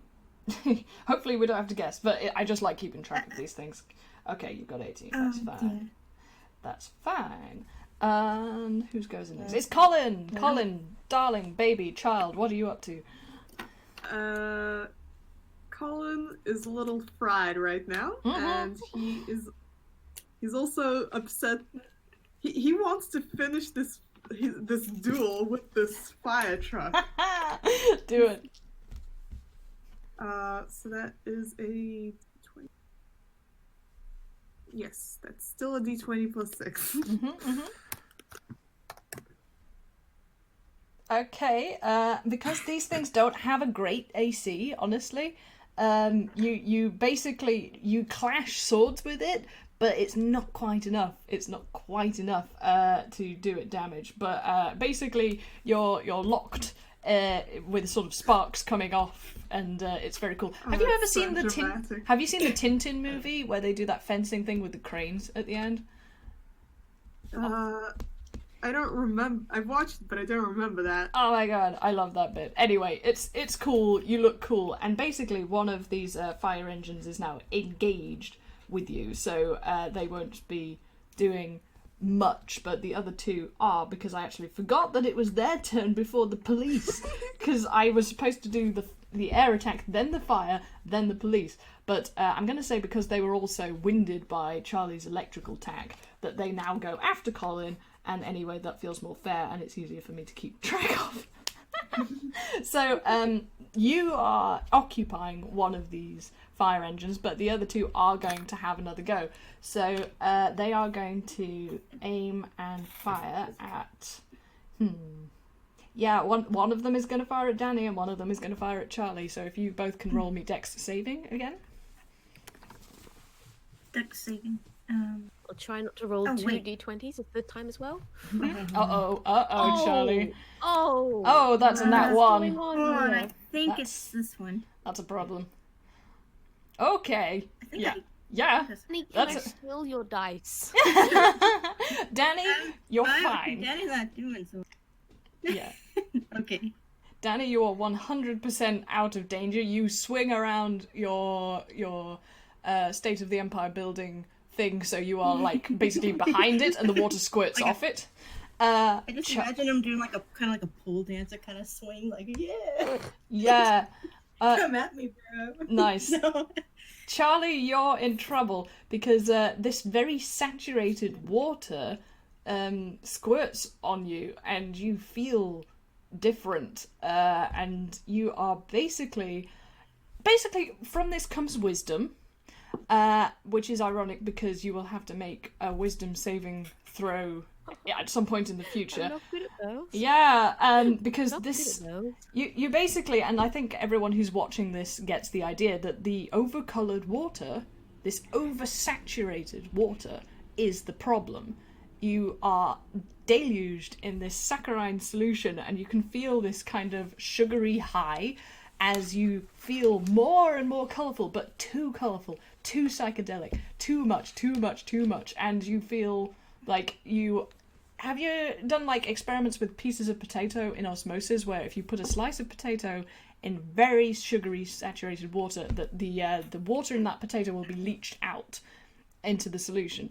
That basically happens, and you feel kind of like dehydrated and more concentrated as you shrink, and you become shorter and more wooden and stiffer, and you are puppetized. So you are not completely a puppet yet. You have not been dragged into the water, which would have made this happen to you completely. But you are very stiff, so you now have disadvantage on attack rolls and dex saving rolls, and you will have to make a wisdom saving throw the next time you want to do anything, because this thrall has a hold of your brain and you just want to smile. That's all you want to do. You want to smile and sing. And it is now Charlie's turn. So what do you do? Alright, you've got to make Am I still actively wet? Yes, you are, but it's basically it's already taken effect on you, so you know, if you get more wet, it's going to be more of a problem. What makes a difference? Yeah, it won't. Okay. But make a wisdom saving throw, because that's the main thing that you have to get past for this. Yeah. Okay, you just make it. You just make it. 14 is what you had to roll. And so you manage to force your face to make whatever face you want it to, which isn't this over-wide, slightly painful smile, and you can act on whatever impulse you have. Okay. I'm gonna cast invisibility. Okay, you do that. You don't have to roll to do that. You just turn invisible. Yeah, I'm just gonna straight up turn invisible. And like as I am invisible, I'm gonna kind of try and move and get away from the water and where everyone is attacking me, and just try and like normally I'm not 100% certain on the exact rules of this. It might just be disadvantage when it comes to attacks of opportunity, but like I know I want to get up and get away from the water and get away from where everyone would have previously been looking at Charlie. Okay, so I'm going to give you two choices for that because you're invisible and you still have your movements that you're allowed to make. So you can either go to that top right section of this map, or you can do something rather daring and you can try and cross the water by walking over your orange boat to the other side. I think Charlie's gonna just go to the top right. He doesn't want to risk going near the water again, considering what it's already done. Very, very wise. Okay, you managed to bypass the horde of little things that had actually been migrating towards that central plaza, so they don't notice you at all, although they have noticed that, obviously one of the people has disappeared, but they don't appear to have a great intellect. They just kind of turn to the next target that's available. So they actually sort of more or less all congeal towards heading towards Colin instead because Charlie has disappeared. Okay, yeah. I've still got my bonus action, and I'm gonna cast Bardic Inspiration on Colin again because it looks like he's gonna need the help. It's quite possible, and I'm afraid it's fine. Until Charlie casts Bardic Inspiration, as far as Colin knows, he's dead. You just kind of as Charlie's kind of going. Charlie casts this as he's going past and kind of is like taps Colin on the like gives Colin like a slap on the back reassurance. It's like, you got this, mate. And like as this invisible presence just walks on past, and suddenly you are inspired. Nice. I can still hear his voice. It's like he's still here. Tear comes to his eye. Telling everyone I'm dead. Oh, it's like he's still here. Okay, now it's the air brigade, and they are going to come around and take a good old potluck shot at several of you, by which I mean two of you. So one of them is still skeeved at Danny, so that's going to be the hot air balloon, because you still haven't got rid of that one. Okay, that one misses. So you narrowly avoid a crate full of custard pies that falls past you. Colin, there is an aeroplane. Perfectly good pies. There is an aeroplane that is going to try and dive bomb you. So it isn't actually going to drop something on you. It's basically going to try and pepper you with its teeny tiny pea shooters, and it does nothing because your hat, like the brim of your hat, just deflects these teeny weeny pellets, and they go. But again, it looks pretty cool, especially because you're still fencing with a fire thing, which is great. And then it's the police. So these puppets, again, the ones coming out of the water are much more disconcerting, and they seem like more deranged and determined to attack you than ever before. But there are like a couple of swarms of others. So both Danny and Colin, you'll have to make a dex saving throw. Thank you. You could do that for me. Dex. Oops. Oh yeah, that's right. Hold on. Ooh. Okay. Here's what happens. No. So Colin, you have a Bardic Inspiration. You do. Yeah. You want to use that? I'm Yeah. going to. Okay, yeah, you make it. You again are one with the night and become basically a wiggly shadow and avoid the assault that results from this, because you realise that a lot of these puppets,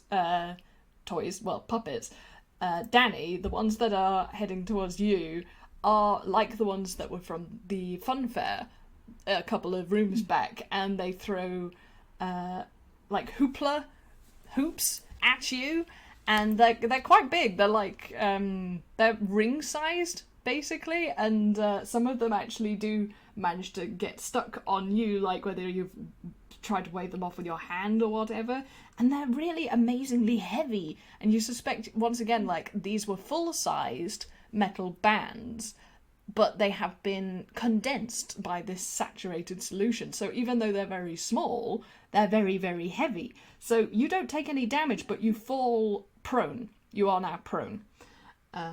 So good luck with that. And now it is Danny's turn, because I've put the fire people after Colin, because that works better. Okay. Actually, a couple things. Mm-hmm. When using spells, I don't use spells that often. How many times can you only use it once during a? Depends how many spell slots you have. Yeah. Oh, okay. How do you tell? It should tell. Generally, there should be something that says you have like X many spell slots per level of spell. Yeah, on your character sheet. Unless it's like, yeah. And it depends what level the spell is as well. So, for example, Alibi has 2 spell slots for level 2 spells, but he has 4 for level 1 slot, level 1 spells. So, yeah. And then you have cantrips, which you can cast as many times as you like. Oh yeah, cantrips are free. Cantrips are great. But you are prone, so I will say that if you cast, say, the healing spell again, that will take up your turn, and, like, that's it. You're still going to be, like, on the floor. Or you can use your action to stand up and not move. But you can, you know, with particular cantrips... You can use your if you want to cast a spell, you can use your move action to stand up, but not move anywhere. No, you have to stay where you are. Okay, so you either use a spell to cure myself or just stand up. You can do both. You can heal yourself and stand up. Oh my god, Colin! I think wait, I missed it. okay. I'm gonna do that because Danny needs to be healed, and he needs to get his butt up. He needs to stop eating that trying to eat that ice cream cone that he's still clutched in his hand. You're gonna have a stomachache after this. You've eaten a lot. Oh god, yes, he destroyed his stomach a long time ago. You think you're safe, and at the end of all this, I'll make you roll damage for how much you take from the stomachache. Yes, I'll roll for how much he's gonna need to puke that out into the nearest garbage can. Take some antacids. I think shoot, I did it wrong. It's okay. It's that elusive exclamation mark. It's okay. So you can tell how. Okay. So he heals himself and he stands. Yep, that's it. Okay, and we gave up on that ice cream cone. That's very wise, and it's a shame for the ice cream cone. It's quite funny because some of the fried puppets are lying down in a pool of... What flavour ice cream was it? It was a mixture. It was the chocolate and the vanilla swirl. Okay, and so it was dipped in fudge. Ooh, that sounds nice. I want ice cream now. But yeah, they are lying in a pool of not blood, but it is still oozing around them, which is quite fun. Colin, see why he's upset about it. Yes, I can understand. Colin, it's your turn. What are you up to? Are you still having it out with this fire engine? Still dueling. Yeah, do it. I believe in you.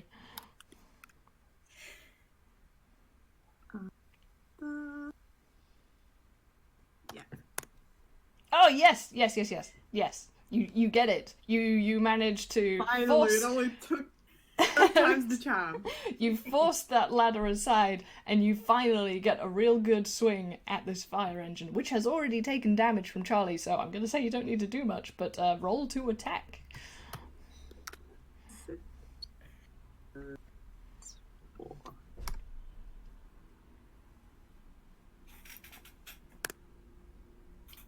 Exclamation mark again. It's alright, we all do it.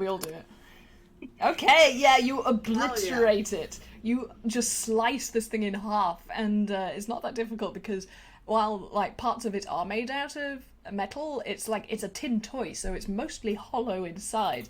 But you have to step aside because this pool of paint comes out, and you notice that, as well as pumping up water from, you presume, a reserve underneath the stage, it's mixing it with this incredibly concentrated cobalt blue paint inside this machine, which is what has affected your friend Charlie over there so badly. But you have defeated one of these fire engines, and its siren makes a very sad as it doesn't work anymore. But there are 2 of them left, and they aren't pleased that you just nixed their friend like that. So you are going to have to roll a saving throw of the dexterity kind again.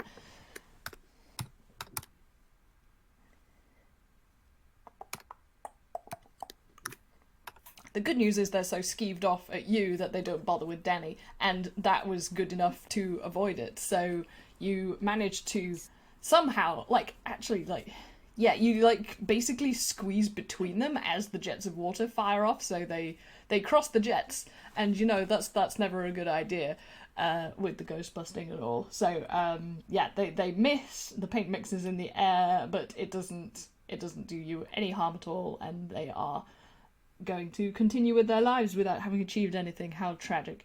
Charlie, you're again gonna have to make that wisdom saving throw because you've still got this yucky paint all over you. Am I allowed to cast Bardic Inspiration on myself real quick? Of course, absolutely. Cool, I have a feeling I'm gonna need that extra d6. Mm-hmm. You are. Actually, I'm going to say that's not going to make it. That's not going to make it even with a 6. You have failed your wisdom saving throw, and you basically involuntarily start doing the robot, which is excruciatingly embarrassing. Your dignity takes 5 hit points of damage. I would like to say I'm still invisible, so no one else sees this. No, but you still feel humiliated. So, you're invisibly doing the robot, and that's it, because no one is aware of this fact. The air squadron is coming around again, and they are going to split their attack between Colin and Danny. So we've got a straight d20 this time. Oh dear, that one gets you, Danny. Sorry. And we've got, oh my goodness, they both get both of you. Neither of you died, please. You're not allowed to. Fortunately, they aren't huge attacks. The air brigade aren't super powerful. They're just really dodgy. So one of probably knocked Danny over. He stood up, but no, he's stood up. It's all right. You don't get knocked prone again, but you do get a sizable custard pie drops on your head. But again, it's still just a custard pie. So you get 2 hit points of damage done by the metal tin that was containing the pie. And Colin, you get, oh god, you actually get the full d6 worth of damage. So you get a safe dropped on you, and as it hits you, you sort of go bung, and out of the front of the safe falls another smaller safe, and it goes on for quite a while because that's how those gags run. But yeah, that's why it's done. Does it just go along the length of his beak? Yes, it does. In sequence. So that's that turn, and now it is the Horde's turn. Ouch, so my HP. You now have the police coming towards you, so you're both going to have to make a dex saving throw because Charlie's nowhere to be seen. Sorry. sorry. No, that was D20. Whoops. That one. Okay. Nice. Okay, Colin, you sort of do a cool backflip, and I'm going to say that you land on top of these 2 fire engines like a pair of roller skates. And so you are effectively safe, and they can't touch you because you're sort of skating around them to avoid this assault. Danny, you're still recovering from having been knocked prone by these heavy rings, and Are they still on him, or did they? Oh no, they came off. They fell off, but they were enough to drag you from your perch on the Empire State Building. It was just, I just imagine they just wrapped around his body, and it's almost kind of like he's standing there just completely straight with things wrapped around. Oh, that would have been very extreme. Yeah. But no, they are small. They're just incredibly heavy, but they've fallen off now. because I don't want to. imagine like he had to hop around, you know, for a while. If you want to play it like that, that's absolutely fine. But I wasn't going to be so cruel to you. Okay. Yeah. Maybe I just saw that in my head, but I wasn't sure. I was no, you're fine. Okay. And there's a possibility that you're slipping on them, which is why you didn't manage to avoid this. Like you're doing this sort of rolling about on a set of marbles thing, and yeah, it is the truncheons that are coming to get you this time. So you get 2d4. Okay, so that's only, as it were, 4 hit points of damage, which could have been much worse. But again, these puppets are wet, and they have that very concentrated paint water on them. So you're going to have to... Oh, God, I've already forgotten what I did about this. But basically, you are affected by the water, and next time it's your turn, you'll have to roll a wisdom saving throw, which is now. Oh, wisdom saving throw. Hang on. So for wisdom.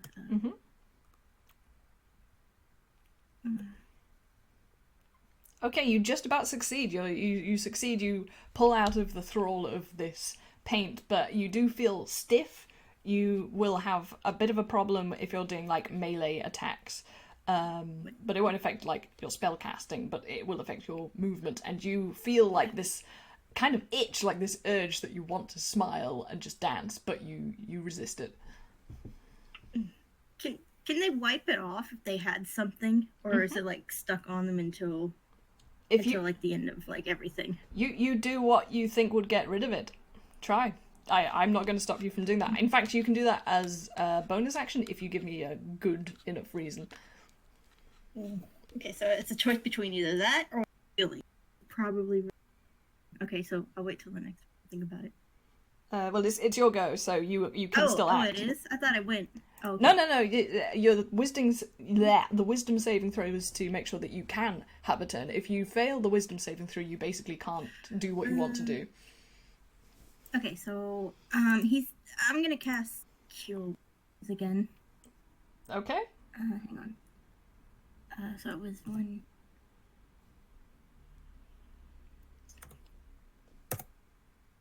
Okay, you recover another 6 hit points, and are you going to try and do anything to get rid of this paint? Yeah, he wears a cape or shawl, so he grabs like a handful of that, and he just starts like frantically just like wiping on the spot where he felt the paint on him, try to get it off. He rips a handful of that off, just kind of scrubbing it as hard as he could. Okay, basically just roll me... No, actually, you don't need to roll for this because you're just doing it. You managed to scrub some of the paint off, and its effect on you lessens. It's still kind of there. It's like a niggling. Again, it's kind of like an itch. It's like you've walked through some poison ivy or something. So it will be in the back of your mind, but it's less toxic than it is on poor Charlie. So we'll come back to Charlie when it's his turn, and at the moment it is Colin who has defeated one of the fire engines. What are you up to now, Colin? So can Colin like pour? I mean, he's got like a blah blah blah. What's it called? Water flask on him. Mm-hmm. Yes. Water skins. So Colin's gonna like try probably like pour it over Danny's head. Yes, absolutely, you can do that. That's a very good idea. Congratulations. I'm not going to make you roll for that. Because he's like your friend. He's not going to resist, and you can just do that as your main action, and you wash the paint off him, and he's completely that solves the paint issue. Congratulations. You do have a bonus action if you want to take one. I solved your paint puzzle. You did. I mean, you're still in it. You're still in combat because there's still a lot of puppets. But yes, water is a very good way to go. Does Colin have an action? Colin has a net. Oh. Can he throw a net at a plane or something? I love that. I love that. Yeah, sure. Roll me a d20 plus. What would you think that was? The dex? It's On his sheet it says +6. Oh, fine. Yeah, if there's actually a thing, like if it has a guide to using it. Oh, what a shame.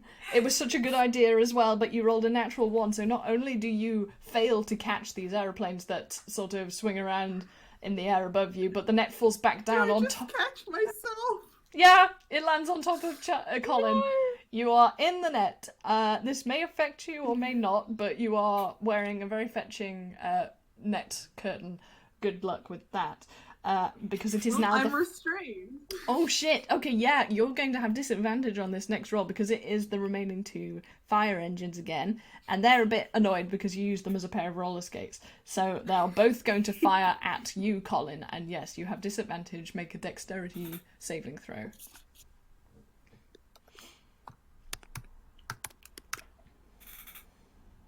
I keep forgetting my dexterity even though... Okay, that succeeds. So you've dodged 1, effectively.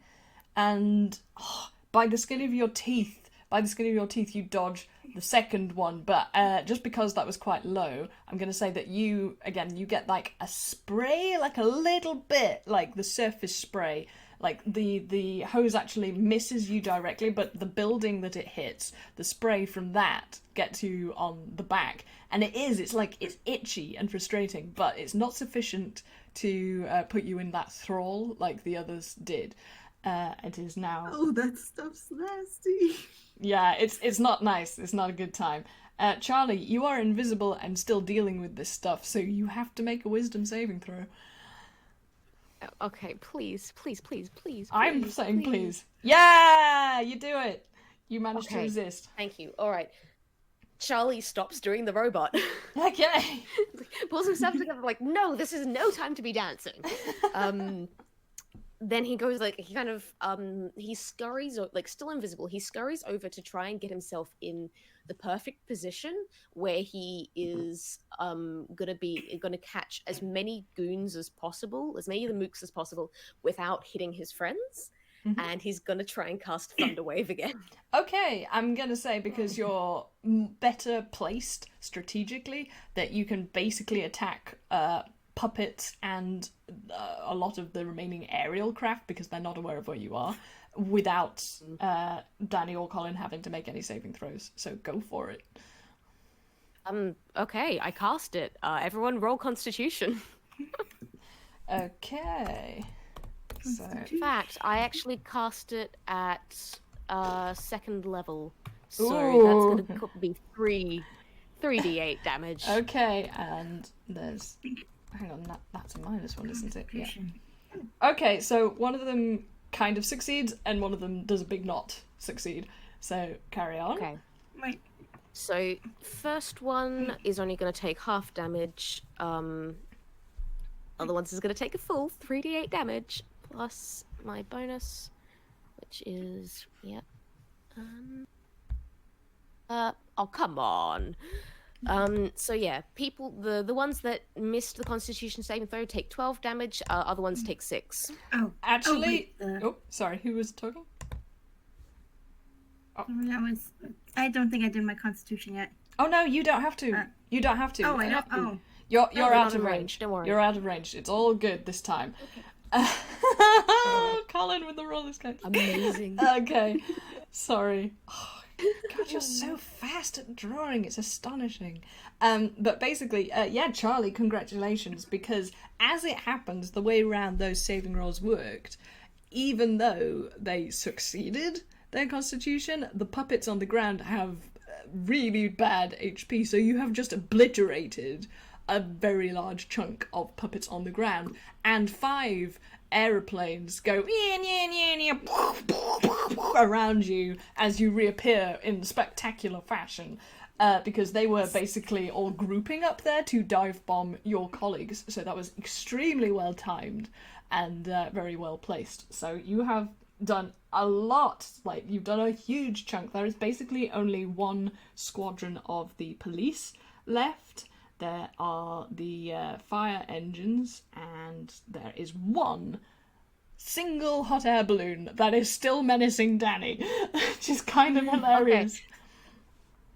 And because I have one more bardic inspiration left, Danny, you get it this time. Good so job. You have a d6 to use if needed. Which is good because that the hot aeroplane. That's an idea. Yeah. Hot air Burning balloon. airplane is still sparkly. Okay, well, it is going to try and drop something on you, and it doesn't succeed. So you don't even need to use that particularly. So again, you hear wee, poof, and you see a cartoon bomb has gone past you and not detonated. In fact, like it opens up and a little flag comes out of it that says bang. That's all that happens. And then it is the remaining squadron of police. So Danny and Colin. Yeah, Charlie, you're out of range. So Danny and Colin, it's the old dex saving throw again from you two, please. Dex saving. Oh, wait. Nope. No, Hold on. that's a Do shame. I still do disadvantage? Dex. Ooh, Dex. it's up to you. Would you like to be mean to yourself like that? Because I mean Nah, that fails anyway. Yeah, it fails anyway. So Yeah, it's you like, you failed. Danny, yeah. Even I'm guessing even adding a d6 is not going to change that. Yeah, that's not gonna make it, guys. I'm sorry. Because 10 is below, and that would make 10 even with the maximum. So you both get beset by tiny custard pies, coconut shy balls, coconuts, you name it. So you get hit by missiles. Fortunately, the police squad that was painted, as it were, that had waded across the water has been fried by Charlie, so you don't have that as a threat from these particular attacks, but you do take 2d4. So you both take 6 damage, basically, from these tiny, tiny pellets, but en masse they add up to quite a lot. So that's what happens, and it is now Danny's turn. Alright. I have a question. Yeah. So this is paint, right? It's very painty water. It has like the barest minimum of water in it to make it liquid enough for a boat to float on. Okay. Because I was gonna say, is this paint flammable at all? Not this type, I'm afraid. Okay. Good idea, Okay. but no, it's not. But it does conduct electricity, which is why they fried so nicely with Charlie's spell. Because I was thinking about it. I was thinking about Danny. I was thinking about this whole thing. And is anything else outside of the water flammable? Yeah, like the entire ride is flammable, but note It's that made you of are... wood or Yeah, a lot of the this thing. puppets and the sets are made out of wood or papier-mâché. However, you do realise that you have been hired here to fix the ride and not burn the damn thing down with you inside it. Because if you Also, I'd set like this... to point out, Charlie is starting to get turned into wood as well, so Oh, please yeah. don't burn this down. Yeah. The thing is, you are also flammable if you look at it that way. So it's up to you. If you want to set the set on fire, you can. But I mean, Danny's got to resist that urge. Okay. His parents were villains, by the way, so he gets where he gets it from. I understand. I don't know. My father. I'm British. I have the gene for villainy in me. Don't worry about it. He puts the torch away. He pulls out his cotton candy instead. He takes a bite, puts it back, and he's gonna cast a healing spell on himself again. Really? Oh my goodness. Yes, well, he keeps taking so much damage. I don't even know. I actually lost count of where. It's okay. It does. I'm kind of embarrassed. So that's why I gotta. Aw. Also, It's Colin fine, is self- really bedraggled right now. Oh. Can he heal and then like try to go and pick up Colin? He's turning into wood, and he needs to like get him out of there. Yeah, Colin's not turning into wood, but he has got like that spray on him. He's got 5 HP. Yeah, he's got 5 HP. Oh, Yeah. wait, I don't know how much Danny, because like maybe he should use Cure Wounds on Colin then. It's a possibility, but I'm not going to tell you how to play. I know, but I just don't know how much Danny has. But okay, you know what? I mean, I've got a character who might not have done that because he's not so generous. Alibi. So. but Charlie also- also has cure wounds and also health potions, Okay, so don't okay. worry too much. Okay.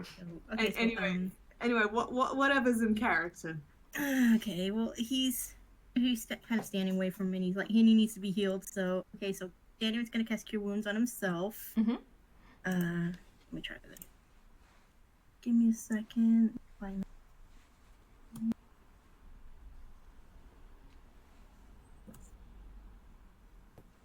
For 10.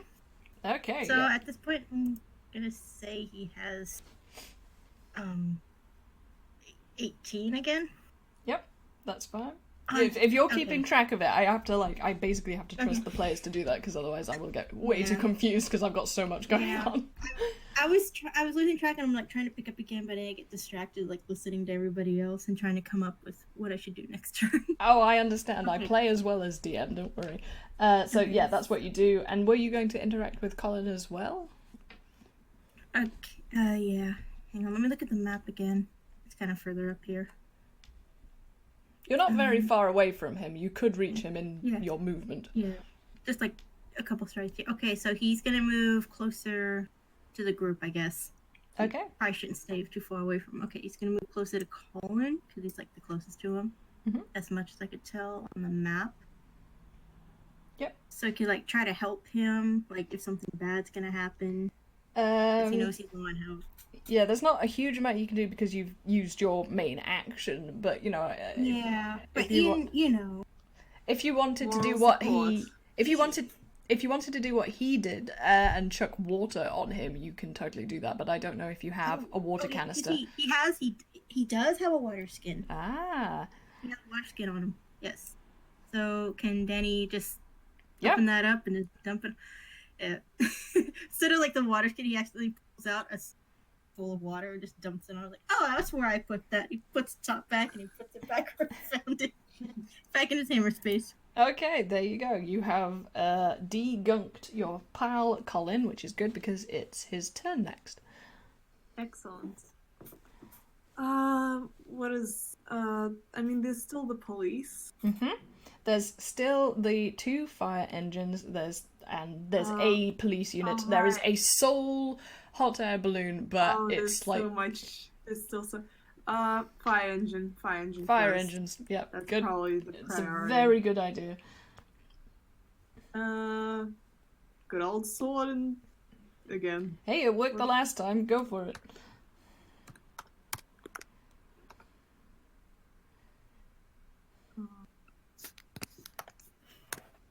Oh heck! You smite that Nice. thing. You have waylaid this poor tiny little toy fire engine. So roll to hit damage. Roll to hit damage. That is the worst sentence I've said this game. Wow. Okay, yeah, you carve your way from like you get a really nice sort of half and half diagram of the inner workings of this fire engine because you dice it straight down the middle and it just falls into 2 pieces. And yes, you have obliterated 2 of these fire engines. This is very, very good. One of them is remaining, and it turns around. It K-turns and it tries to escape. So what I'm going to make it do is roll to escape, which will be interesting. Okay, that's a 21. So this fire engine reverses and turns on its panic, oh shit, siren, and goes zzz, and it disappears. It goes behind some of the set pieces, and because it rolls so well, you don't see where it went. It just goes. It has gone. Charlie, it is your turn. You are still bepainted, so I'm afraid you do have to make a wisdom saving throw again. Don't worry. Oh shit. Oh, and again, not even worth me adding my bardic inspiration. I'm very sorry. But you are visible this time, so at least your friends can see what happens to you, because you basically completely seize up and you don't start doing the robot, but you stand there like a Russian doll, swiveling slightly at the waist with this inane grin on your face, which you probably hate more than anything because you look kind of stupid. Yeah. Gotta say, you look pretty stupid. And just to add insult to injury, the hot air balloon is going to try and drop something on your head, which it does not, which is amazing because you aren't moving. Actually, it does have advantage because you aren't moving. So it does hit you. That hits. Yeah, that hits. But God. it doesn't do a huge amount of damage, but it does certainly besmirch your honor because it drops its sandbags on you. Its teeny weeny sandbags go pew pew pew plop plop plop, and so yeah, you now have sand in your eye. Amazing. And then there is the I was gonna cast prestidigitation on myself to sort this Oh. out, but no. You I see- have to get another 2 on my wisdom throw. See, Kai, this is why I love you, because you understand how much I love prestidigitation, and that is the secret to this whole thing would have been for you to use that right at the start. But, yeah, anyway, there you go. You are now stuck with mud in your eye, as it were. Now there is just the police remaining, and they don't seem to have the common sense to retreat like that fire engine did. But they are going to valiantly make a last effort, bedraggled and squashed as they mostly are. And so, Danny, they are the closest to you because Colin was really interacting with that fire engine. So they've basically swarmed around you. And yeah, make me a dex saving throw. Oh, saving throw. 1 second. Anyway, now you see why I had to railroad this, because this was like the big encounter. Yeah. Oh, you don't make it. That's not good. Yeah, so you get pelted by tiny rotten tomatoes, and the scent of them assails your nostrils for 2d6, 2d4. You take 5 hit points of damage, but mostly it's just gross. So that's that, and that's all that was going to happen then. So it's Danny's turn. Note that basically the remaining enemies are these police, but you also have Charlie, who is completely puppeted right now. Basically, he's not fully a puppet, but he cannot move at all. Can Danny dump a soda on him? Yeah. Okay. Thanks. Oh no. Well, he's got so much food on him. He's got sodas and melted slushies and stuff. Actually, what I'm going to make you do is roll to pull that out of your hammer space, because it was established that you did have a water skin. It's not established that you have a soda. So you're going to have to roll to get that out. If you roll over a 10, you succeed. Okay. He can't use his water skin again. I poured some of it out, but Well, you said you upended it, so I was going to consider that as using all of the water in it. So, I'm nice, but I'm not that nice. What do I roll for it? Just a d20. Straight d20. Just a 20, like. Yep. Okay, you succeed. You pull out a generous-sized soda from out of your hammer space with a comedic Big gulp. Yep, big gulp. And you upend that over Charlie, who is de-paintified, but is now very sticky and sugary. I'll take it. But I mixed like 5 of them together. yeah, and unless you have like a bonus action, I'm going to say that was your entire turn, because you had to basically cross the room to get to Charlie, because he was all the way over to the right. Yeah, fair enough. Okay, so And so if Danny hasn't got anything else to do, it's Colin's turn. But do you have a bonus action? I don't know. Where do you go and find it? Oh, if it's not particularly apparent or you haven't got much of an idea, you're very close to the end of this encounter and you can't attack the police. So I'm going to say, Colin, it's your go. Yeah, sorry, I don't know where to look for him. It's okay, it's okay. We all take time to learn. I mean, bonus actions, I always forget what my bonus actions are. Stab the police. Yes. Stabs the police. Destroy those police! Go Godzilla on their butts. I am kind of... It's a shame that you don't have a sorcerer or someone who can cast Dragon Breath, because, like, that would be the most Godzilla thing you could do in this situation. I can just hear the roar. Like the roar. Colin can absolutely make that noise. Birds are dinosaurs. Like, you can make the roaring And sound. that's not. Nah, that's not gonna do. You swing your sword, but you underestimate how short these puppets are, and you basically give one of them, who's a tall, sort of goofy-esque type Toonkind, a haircut. But that's it. So he looks rather pleased about the fact, actually. There is no fire engine. The fire engine has... Yes. The fire engine has disappeared completely. You've no idea where it went. But Charlie, it's your go.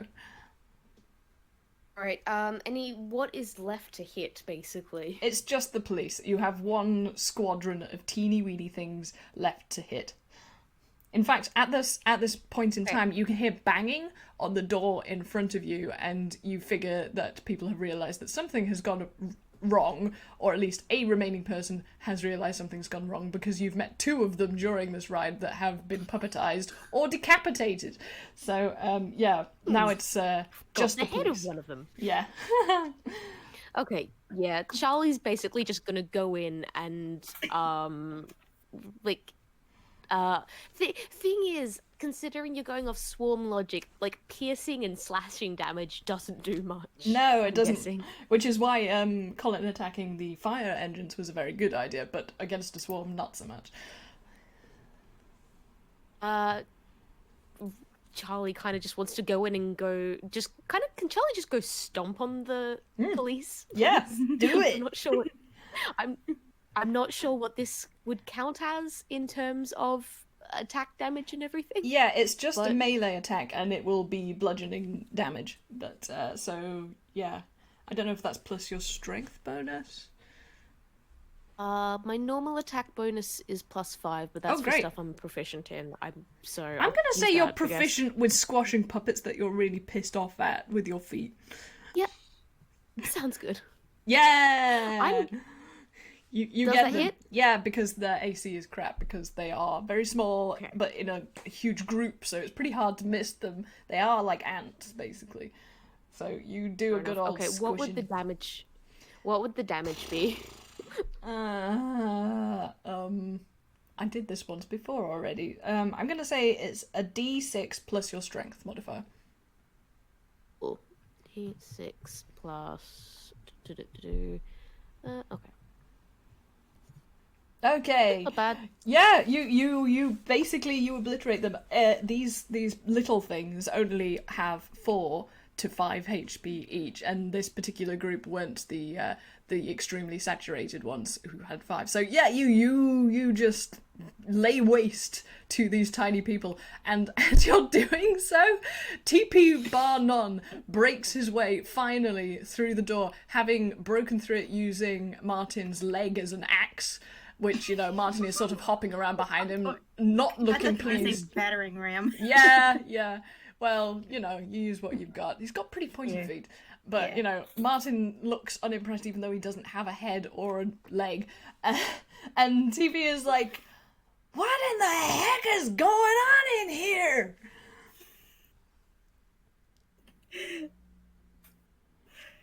Ollie just kind of like looks at the water, looks at kind of like how everyone's been getting soaking. It's like, yeah, your ride's been turning people into puppets.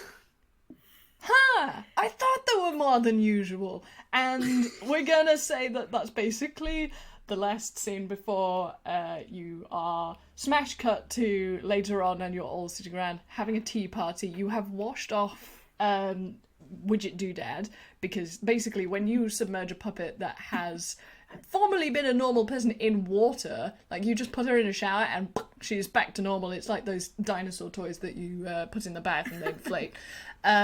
Charlie, likewise, you are now much, much better and not sticky and covered in soda, and you basically all talk it over. And I want you all to make an insight roll for me.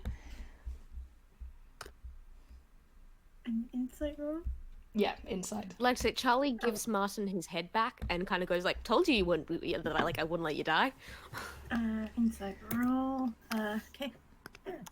Martin sort of gives you an eye roll, which is amazing because he doesn't have pupils to roll his eyes, but he does somehow sort of exude a sort of gratitude. Okay, you all roll really well, and while some of you might have had suspicions that someone here was doing something to the right, including TP Barnon. Oh, can you not? I'm going to keep talking until you can. Is there anything happening? Oh, hang on. We've lost connection with Cranky. Oh. Still hear you though. I can still hear people, but Cranky seems to be... Yeah. Okay. We'll just wait for Cranky to come back, because then that's fair. You there? Oh, Cranky, can you hear us? You are much beloved to my soul. I don't want to finish the game without you. That would be sad. Try it again. Yay! Are you there? Hey, Oh, phew. Okay. are you there? Ah, It's not working. Oh, it's not working. Like, we can hear Cranky, but she can't hear us. Oh. Okay. I Try it will again. write a summary of what happens after if you can't join in again. Ta-da! So, we'll give Cranky another go and hopefully... Oh no. Okay. Well, I'm wrapping it up now. So I'll I was finish gonna it. say, like the people getting, the turning the puppets back to normal. I was just imagining, like, what if we put them on, like, one of those things, like, you throw the ball at the target and it drops the person. It's like, what if it's just a puppet on there and he's like, having people like Danny's just paying just to throw the balls and to drop the puppets into the water and turn them back to normal. Actually, that's the kind of thing that TP would do. So okay, yeah, he makes an attraction out of that and pays the people who are turned back to normal so that they don't sue his ass. But basically, the whole thing becomes a sort of advert for what happened to try and find out who did this, because your insight reveals that nobody who was involved, not Martin, Widget, or TP, were involved in this. They are not lying. They all thought that somebody else had, done this, and they are completely innocent. And in fact, especially with TP, it's not an advantage for his park to be suffering this reputation. So the water is drained and replaced, this very colorized water, but nobody knows who oversaturated it. They all thought that the other person had done it. Widget thought that Martin had done it, Martin thought that Widget had done it, TP didn't care because that's not his job. So it seems like somebody else from Usual supplied the water, and there are no records for who did it. Who did it? Was it to trap people on the ride or sabotage the international relationships of Einquell? We just don't know yet. But maybe that little runaway fire engine knows, as we see it scuttling off out of the park gates and into the sunset. Da-da-da. So, congratulations! You have solved my creepy not It's a Small World After All ride. Each of you gain a silk top hat in the colour of your choice as a reward, and this hat, which bears a subtle rendition of the TP Barnon's personal emblem on the ribbon, this acts as a golden ticket, so it allows free rides at the fair because you basically saved his ass. And it also potentially gives you good diplomatic leverage because you are known to have good relationships with this guy who is, known in all quarters of Einquell and as a supplier of a place of joy and neutrality. He's basically a national treasure at this point. You also receive 70 gold points for solving the problem and saving a lot of people. So congratulations! Yay! Wait, should Danny roll to see how sick he got after this? Yes! What did he roll? Just a regular D? Yeah, just do D20. Constitution. Constitution. Constitution? Oh, gosh. That's shit. I can't believe I remembered to do that. This is gonna be so good. Okay, you don't get as sick as you could have. You have some antacids, and you do rue your decisions of the previous day, but it passes, and no doubt the next day when you're riding around on the roller coaster for free, you are yet again guzzling soda and every conceivable fairground goods that you can get down your neck whilst you're going around loop-the-loop. Amazing. Oh, thank you so much for this. It's okay, and yes, I have to skedoodle now. But this was great fun. Thank you for letting me play this game. It's going to be a while before I can run another one, but this was good, and hooray! Entirely fair. Yeah. Hooray! This was fun. Thank you. Bye. Bye.